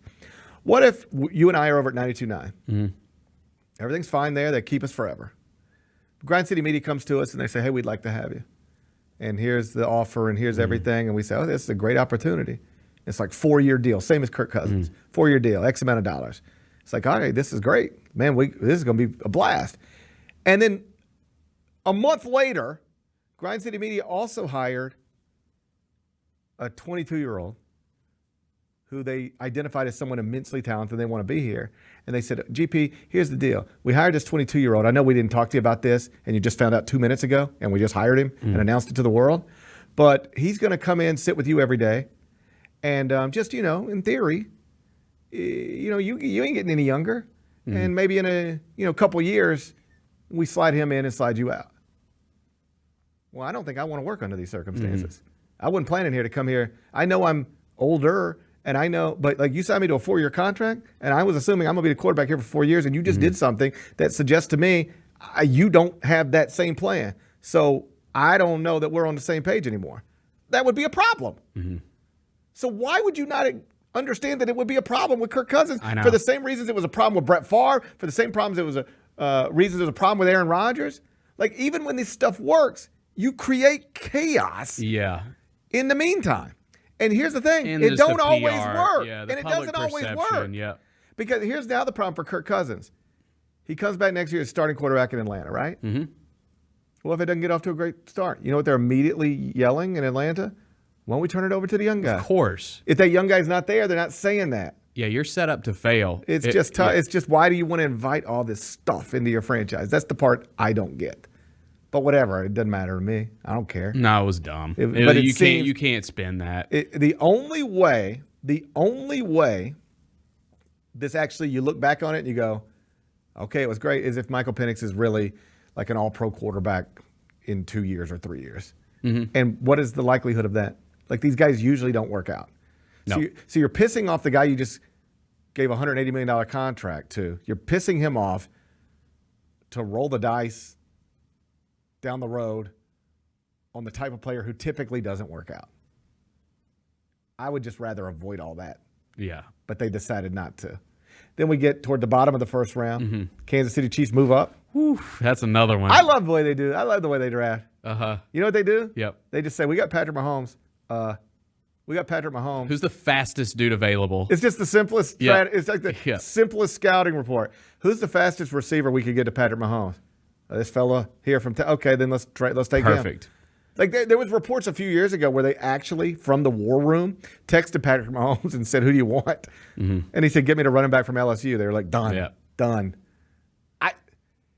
Think about this. Now, one guy's Patrick Mahomes, one guy's Kirk Cousins. But think about this. One franchise doing everything they can to make their quarterback happy, and the other one doing the only thing they can to make their quarterback unhappy. Yeah. That's why you got one good franchise and one not so good franchise. Man, if you're the Bills, you cannot make that trade. You cannot. I don't care how much. You move down to give the Chiefs the fastest dude in the draft. And I can't wait till he scores a 77-yard touchdown on you. And by all accounts, like, the Bills didn't want that guy, so whatever. But that is your rival. Like, that's the team that's had your number, that you are fighting to, beat in the AFC. You can't trade with them, especially when you need a receiver. If that dude is awesome, Bills fans are going to go crazy over it. Even though the Bills, by all accounts, didn't want him, he wasn't the guy that they were going to take, your fan base is going to go nuts if he's awesome with the Chiefs. And he's probably going to be. Well, that's the problem, is that if you just don't take him, you just sit where you're at, you pick somebody else, and he goes on to be great somewhere else, as long as it's anywhere other than Kansas City, it's probably like a non-story for you for the most part. But when you are actively in the deal that allowed them to come up and get this guy, then you're always – it's a little bit like, the Luka Doncic deal. Right. Like Atlanta will always play a part of that story. That's so true. They could not have done this unless you allowed them to do it, type of thing, right? Mm-hmm. And so now the Bills, to a lesser degree, have put themselves in that same situation. Like, and this is one where I guess what that front office would tell you is, if you were thinking along those lines about what will our fans think if this happens someday, then you're not doing your job. You shouldn't be. You shouldn't be in the position to make decisions if you are worried about stuff like that. And I hear that, but I am the type who would worry about stuff like that. Of course. Right. Which is maybe why I shouldn't run a franchise. But I would be the person in the room when they're saying, hey, the Chiefs want to move up and we know they're taking this receiver. I would be the guy in the room saying, all right, let's just play this out though. If this receiver becomes all pro and scores 2 touchdowns on us in an AFC championship game, we're all getting fired over this. We're gifting the Chiefs this player. Mm-hmm. They can't get this guy unless we allow it. If we allow it and he's great, we're all getting fired. What are we doing? Yeah.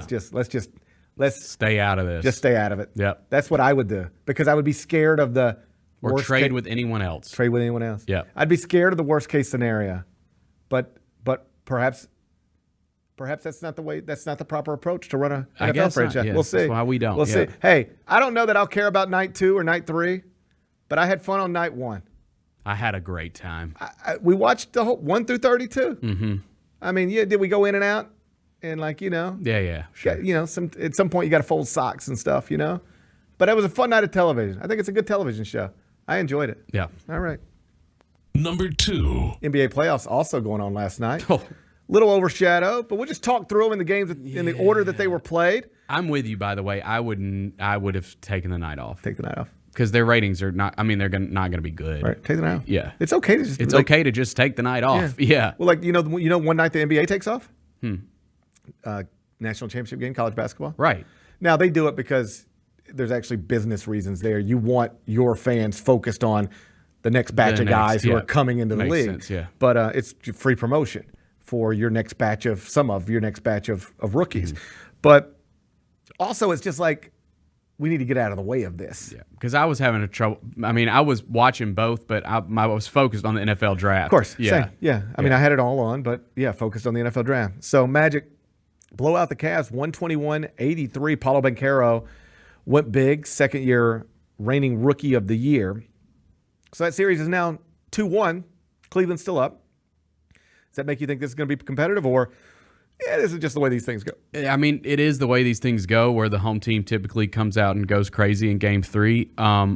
But I was surprised that Cleveland took a 2-0 lead in that series. They were not playing well towards the end of the regular season at all. So I think there's a chance that could be and the Magic were going the opposite way. They were on the come up. So I think there's a chance that thing could turn around. I hope it does, man. I want to see the Magic. I really do.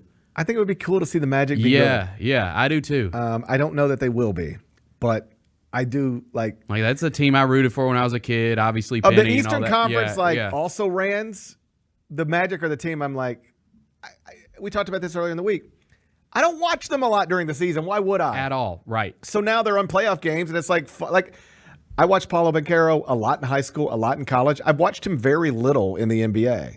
I see the same highlights as everybody else, but I don't watch a lot of Magic games. So I like that the Magic are on the stage. I like that this series is going to get extended, but they are still heavy underdogs to get out of it. Yep. Cleveland's still minus 375 on the money line to advance. Magic at plus 285. But, 3-0, that always seems over because it quite literally always is in the NBA. But 2-1 at least makes you think, okay, let's see where this is going. This might have gotten them off NBA TV. You don't think so? Well, let me see. Yeah, let's see where we are. Game 4 has got to be on NBA TV. I'm sure it is. But could Game 5... It's okay. Game 4. Where we at? TNT. TNT treatment? But at 11 a.m. local time. Oh, I like that. 11 a.m. in Orlando. Oh, I like that. You like that. I like that. TNT, early tip. Let's go. Okay, Bennett. Okay. Is that tomorrow? Or, no. Yeah, it's tomorrow. Let's go. Let's go then. I like that one. Orlando, 2.5-point favorite in that one. So if you think the Magic can win tomorrow and even up this series, then maybe you might want to jump on Magic plus 285 right now. Okay. Okay. All right. All right. We'll see. We'll see what happens. Number 3. Final score. Sixers 125, Knicks 114. Joel Embiid, just 2 days ago, people were wondering if he was too hurt to even play. Dude, he's insane. He went out and got 50. Yeah. And he's got Bell's palsy.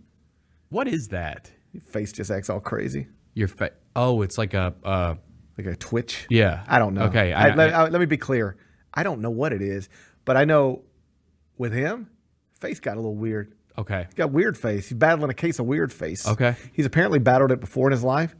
Now it's back. Bad time to have Bell's palsy back. Sounds like it. Yeah. Like I got the hiccups. Bad time to have a hiccups right in the middle of a show. That's why I'm trying to increase my water intake. I don't know if you've noticed. I'm trying as well. I've finally decided to try to increase my water intake. That's what people have been telling me. I don't drink enough water. No. Yeah.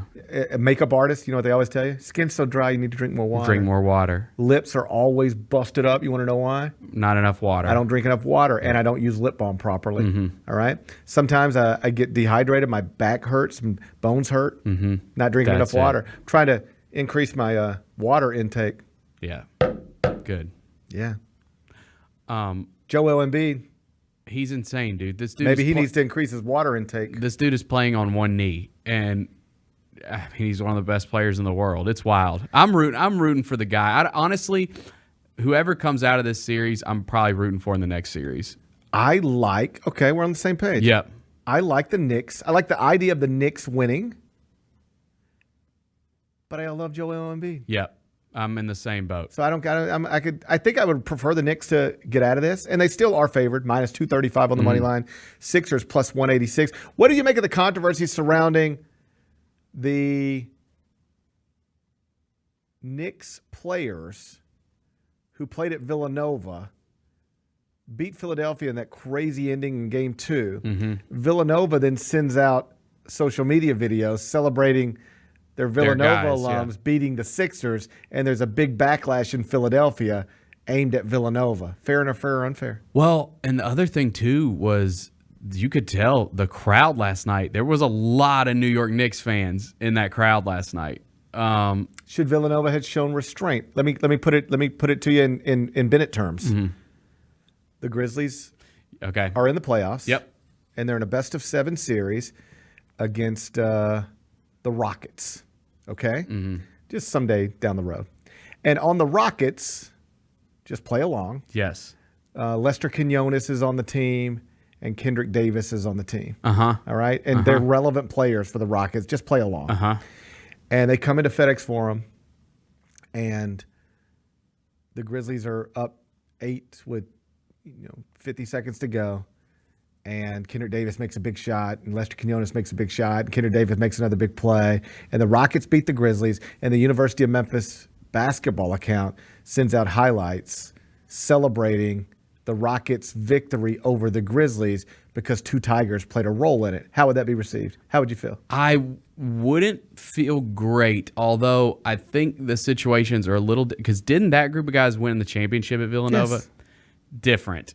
If it was – if once upon a time those guys, if Mario Chalmers doesn't happen and that group of guys wins the championship and it's the Grizzlies and they're in a tight playoff series against Derrick Rose and Joey Dorsey and Chris Douglas-Roberts led team and then the Tigers are putting out videos, maybe I could stomach that a little bit because that's just such a special group of dudes to that city.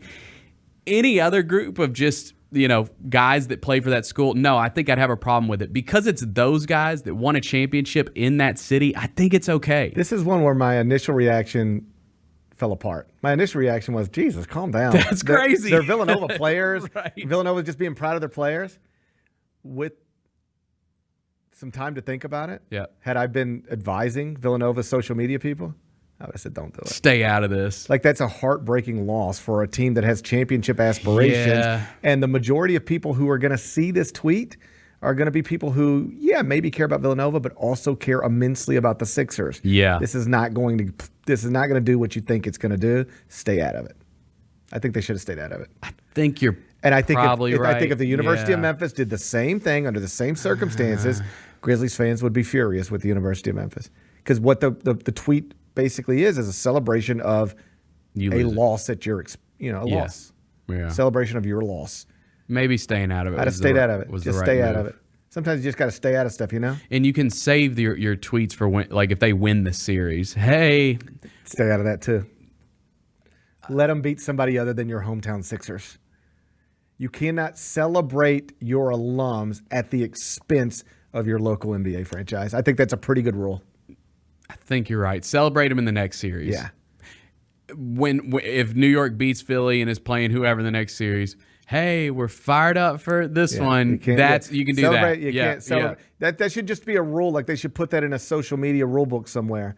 If you are doing social media for a prominent college basketball program and you have alums who are in the NBA in the playoffs doing well, celebrate them, of course, but not at the expense of your local NBA franchise if you have one. And as Grady says, also it's Philly. You got to be careful. Yeah, they're just misguided. Heart is one of those deals. Heart in the right place. Just wasn't smart.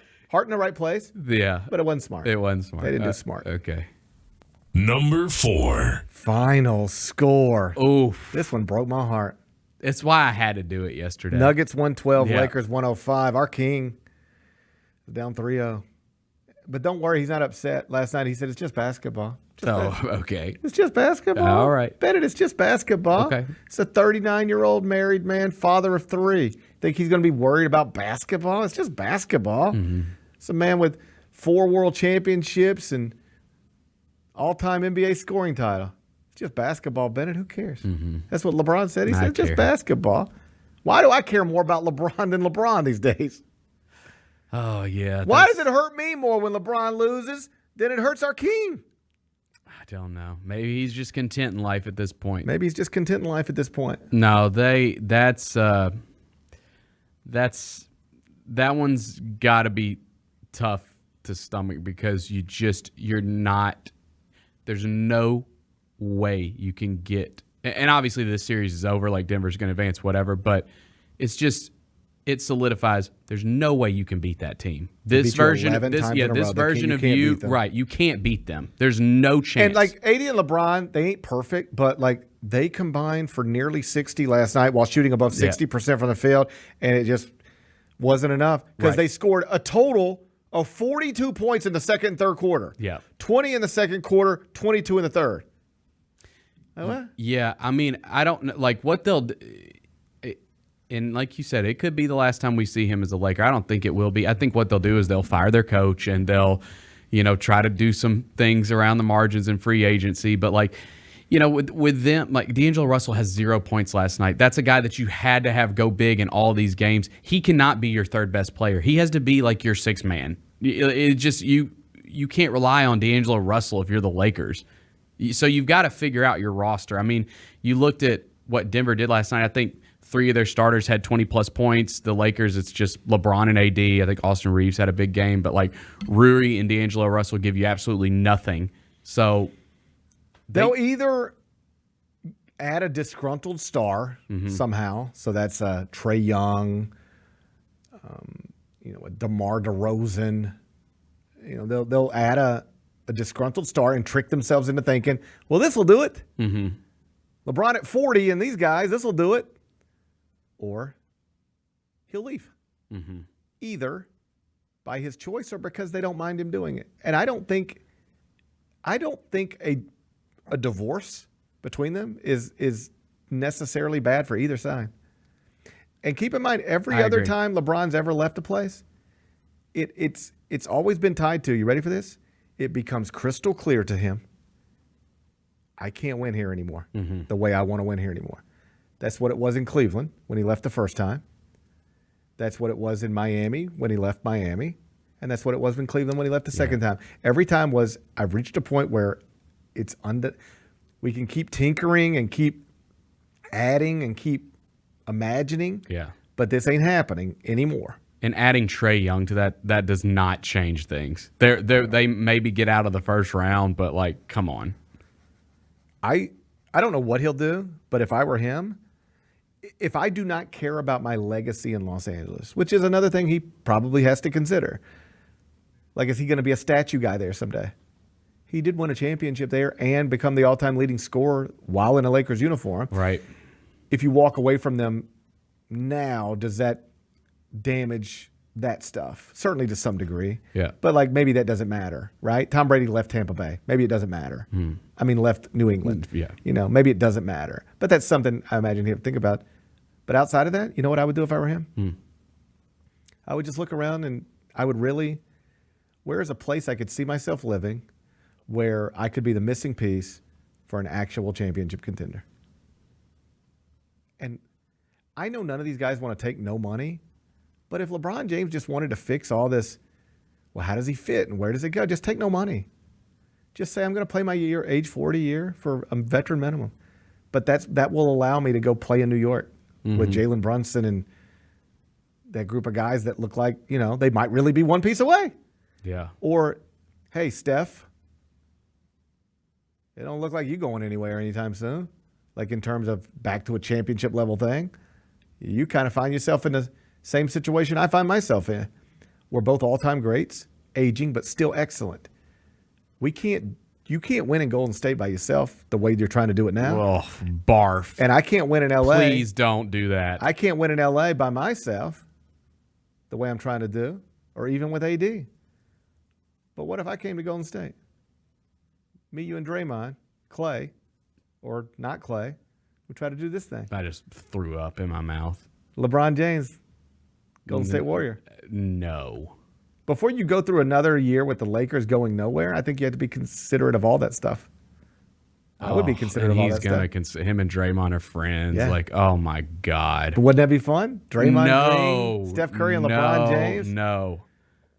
I couldn't root for him. I could not. Absolutely not. Absolutely not. I couldn't wait to root for them. Hell no. Like, that's just, I'll have to turn my back.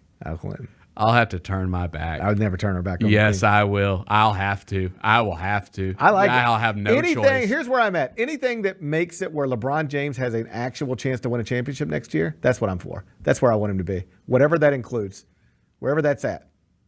Ideally. Except there. Ideally, New York. Go be the guy at the age of 40 who That'd brings be the sick, championship yeah. to New York City. That'd be cool. Anyway, they're down 3-0. The Grizzlies? I just don't. I say this. Oh, I don't think he would. You don't have to say it. I don't think he would move to Memphis. What if Bronny was here? I don't think he would move to Memphis. What if Bronny was here? I don't think he would move to Memphis. Not if Bronny was here? You don't want to guide your son? I don't. Not in Memphis. I don't think he would. I'm not trying to be funny. I just don't think he would move to Memphis. Okay. I can see him moving to New York. Let's be honest. He ain't got to move here. Yeah, but like he can do it. He can go wherever he wants, whenever he wants. Oh, listen, if LeBron James called the Grizzlies and said, "Yo, take Bronny here," if you can get Bronny there one way, I really look at a John Morant, Desmond Bane, Jaren Jackson, and I feel like I fit perfectly with this core. I feel that way too. Like if he wanted to do it, what a fit! I would do it. That'd be an amazing fit. If he wanted to do it, I would do it. I just don't think he would want to do it. Bro, I would cry. You would cry. Yeah. I'd like to see you cry. Tears of joy. Dude, the city. Could you imagine if that ever? I know it's never gonna happen. I understand, but like, could you imagine? I can imagine. Dude, that would be insane. It would be insane. Yeah. It's not gonna happen. I don't think. But it's fun to think about. LeBron James could be playing his final game with the Lakers this weekend. I don't know. But I don't know. He's playing his final game of the season. That's for Probably. sure. Oh, they're done. Yes. They're done. It's time to quit. Yeah. They're done. Number 5. Emma Stone, Oscar-winning actress. She has a request. Would you grant it? Would you be willing to grant this What's request? the request, Emma? She would like to be Emily Stone. Her given name, her birth name, her government name is Emily Stone. But when she was a child, she started going by Emma. Do you know why she started going by Emma? Mm-mm. Because there was a Spice Girl named Emma Button. Oh, yeah. We're same. How old's Emma Stone? She's in her 30s, right? I hope so. She's in her 30s. Yeah. Yeah, I would think so. I consider her a peer. She's 35 years old. Yeah, we're peers. Okay, you're a peer with Emma Stone. Yeah. Oh, and I'm very familiar with. I believe Emma was that Baby Spice? Was Emma Baby Spice? Oh, I think Emma was Baby Spice. I think that's right. I'm pretty familiar with my Spice Girls. I always I'm more of a Posh Spice guy. That's Victoria. I like her. Mm-hmm. I liked Ginger. Redhead. Mm-hmm. I liked Ginger. She was my favorite Spice Girl. I like them all. I like them all. I like the Spice Girls. You know, I saw Spice World at the theaters. Well, okay, that's the choice you made. Mm-hmm. That's the way you spent your day. Yep. Yeah, Emma Bunton, Spice. Baby Spice. Yep. So Emma Stone was like, Emily Stone, she was like, I love the Spice Girls. I love Emma Bunton. Will you please call me Emma? But now, at the age of 35, she's saying, I would like to be Emily again. Can people just call me Emily? You okay with that? So I think, yes, I'm okay with it. And it actually, I think, makes a little bit of sense because Emma Stone, like when she came on the scene, she was in like comedies and she was in Superbad, the Easy A movie. She was in like some funny stuff, quirky. And so like Emma, like, yeah, it's Emma Stone. It's Emma. But now she's in like Poor Things, Academy Award winning movie. She's a serious person. She's a serious Emily is a more serious She's name. one of our great actresses in this country. And I think Emily Stone has more like I think so. bravado. Okay, let's do it then. I'll call her Emily Stone. I'll call her Emily Stone. Respect, Queen. I'll call anybody whatever they want to be called. I don't even care. Like, whatever you want to be called is fine with me. We had a stage director at the Final Four. Sometimes we work with these people that, in New York, we're working with the same people every week, every night. But at Final Four, it can be a different crew. And so stage director walks up to me first day, and he said, Mr. Parrish? And I said, hey. And he said, should I call you Mr. Parrish or Gary? What do you prefer to be called? And I was just being goofy. And I was like, actually, like, if you could call me Zion, that'd be awesome. And he was like, okay. And I was just joking, and I thought he knew I was joking. But then I remembered this guy doesn't know me at all. So he doesn't know that's the type of stupid thing I would say. Yeah. So you ready for this? He called you Zion. The whole week. That's hilarious. The whole week. It'd be like he would be on his little like microphone, like checking with audio, and he'd be like, I got Zion mic'd up. And they'd be like, who? It'd be like, Mr. Parrish. That's hilarious. He called me Zion all week. That's hilarious, dude. He's like, should call Mr. Parrish, Gary? I was like, just call me Zion. He's like, okay. And then he really did it. And then I couldn't stop him because I thought it was so funny. I wish people would call me Mr. Doyle. I will. Okay. Mr. Doyle? Yep. You like that? Mm-hmm. Okay. I get uncomfortable when people call me Mr. Parrish, particularly people that I don't think should. Like, there are dads on my son's baseball team who will call me Mr. Parrish. Oh, because they're 20 years younger than me, Still. But they'll be like, hey, Mr. Parrish, how you doing? I don't do that. What I've learned, and as someone who's getting older, old dudes don't want to be called. Nobody wants to be called. I don't want to be called Mr. Parrish. No. So like when I'm talking to someone that's 20 years older than me, I don't call them Mr. So-and-so, hardly ever. I just call them by their name because they don't want to be called Mr. So-and-so. Now, if it's like a boss or something, or like... Yeah, like the president. Hey, Mr. President. Yeah. Hey, Mr. Mayor. Yeah. Hey, Dr. something. Yeah. But Bennett or Mr. Doyle, you just got to be Bennett. I just got to be Gary or GP.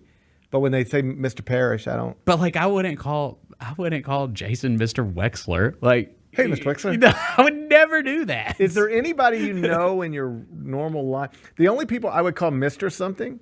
I think, is it would have to trace back to my childhood, and I've been calling him Mr. my whole life. Yes, yeah, of course. Yes, like my friends' dads. Yeah, so like I got a friend, I grew up with a friend named Brad. His father is Rodney, and I've always called him Mr. Rodney. So if I saw Mr. Rodney, I would call him Mr. Rodney. I wouldn't call him Rodney. I'd say Mr. Rodney. That's what I would say because I've done that my whole life. But like I used to call my wife's dad Mr. Rimmer, like when we first like got together, and I've never call him that now. I just call him Dave. Yeah.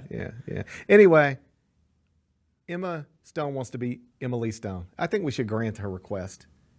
Let's do it. All right, Emily Stone, you're Emily Stone far as we're concerned. Good luck on your next film. Good luck. Be back with GP's Carryout.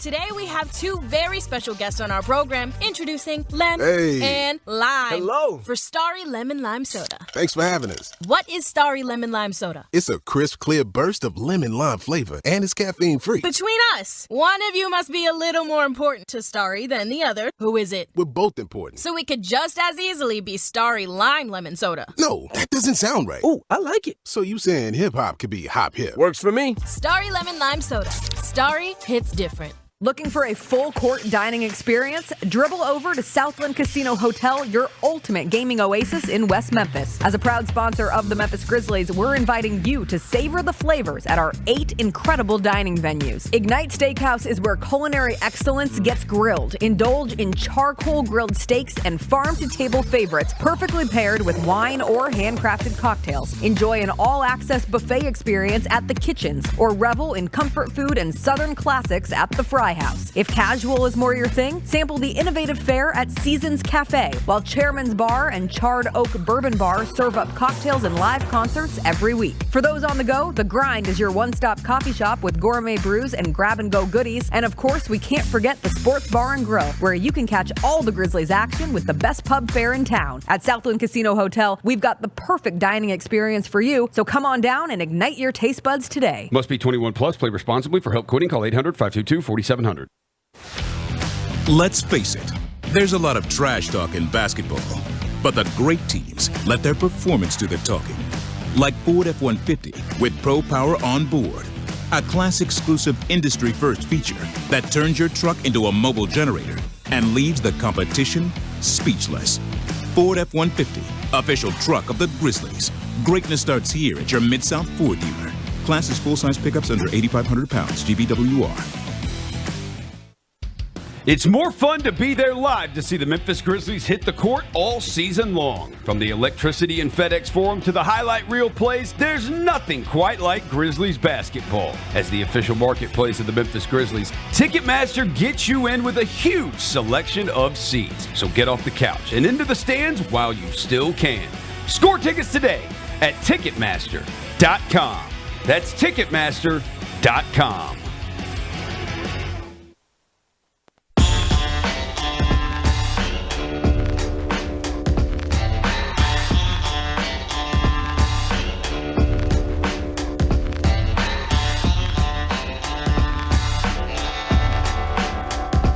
Welcome back, Gary Parrish Show, presented by Ortho South. It's a beautiful day outside. Yes, it is. Isn't it? Much nicer than it was yesterday, Bennett. It was gloomy and rainy yesterday. Well, you know I like gloomy and rainy. I know, Yeah, but that's my vibe. I know your vibe, but like we can agree if you just want to walk around outside, today's a better day to do it. That's right. We should go for a stroll. Okay. You want to go for a stroll? Sure. Together? Let's go. I'm busy. I don't have time. Yeah, I don't want to go for a stroll. Would you ever like to stroll, though? I do stroll quite a bit now that we work down here. You like to stroll?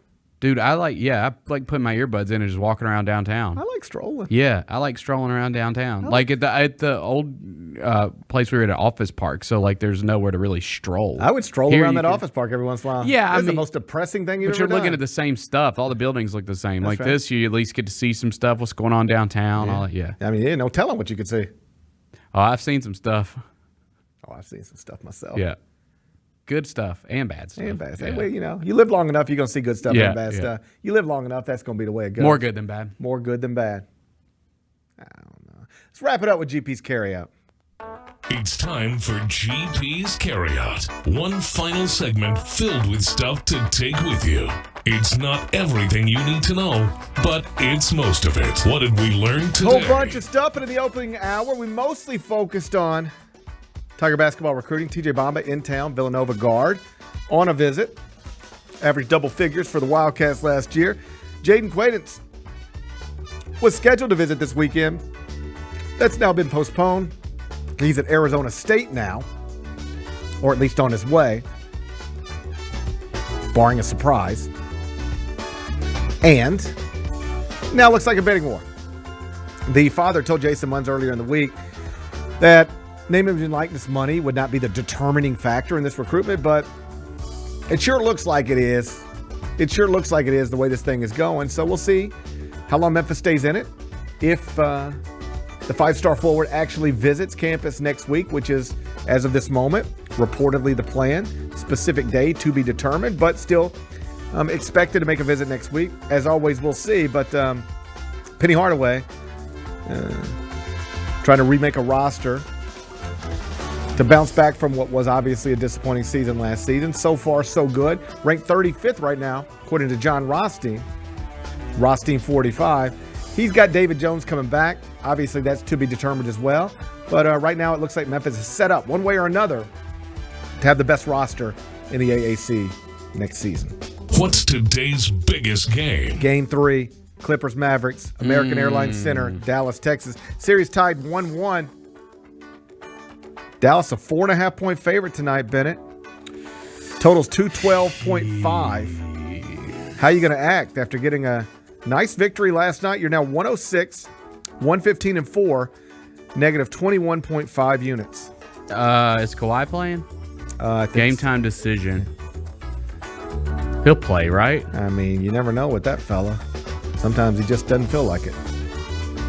And sometimes he's actually hurt. I really need to know if he's going to play or not. Well, Bennett, we don't have that kind of time. Give me the... I don't know, dude. Give me the Mavericks. Bennett says lay that 4.5 points. He's got Luka Doncic taking a 2-1 lead over the Clippers tonight. Yeah, give me the Mavs. Bennett says take Dallas minus 4.5. That's your play. If you win it, you'll only be down 20.5 units. You'll be one more win away from getting inside 20. Oh, Bennett, you're on the right track. Let's go. What are we watching on TV? SmackDown, 7 o'clock on Fox. Draft night. Night 1? Night 1 of the draft. Nice. I've been doing some... I love drafts. I love drafts. I love drafts. I love drafts. Yep. Pretty smart for WWE to piggyback off the NFL draft. Yep. All right. Last night you're taking quarterbacks. Tonight we're taking... I mean, in fairness, they're competing with the NFL draft, so... Tonight they're taking the bloodline. Yep. Multiple drafts on TV tonight in prime time. Yep. I've been reading. The reports are that the bloodline is expected to be the number one. You could just take the whole bloodline, which, by the way, seems stupid. That's it. Here's my main problem. You shouldn't be allowed to do that. Should be allowed to just take the whole bloodline. Imagine if the NFL draft, you didn't just have to take Caleb Williams. You could, if you wanted to, take USC's entire offensive line. That wouldn't make sense. Right. So why we do that here? No, I don't like it. Because you can't split up the bloodline between. It's already fractured. It's already fractured. Bloodline's already fractured. Bloodline's already falling apart. I don't think you should be able to just take the bloodline. I don't either. But that's what SmackDown is expected to do tonight. Number 1 pick in the draft will be the bloodline. And then the number 2 pick in the draft, which goes to Raw, do you know what that's expected to be?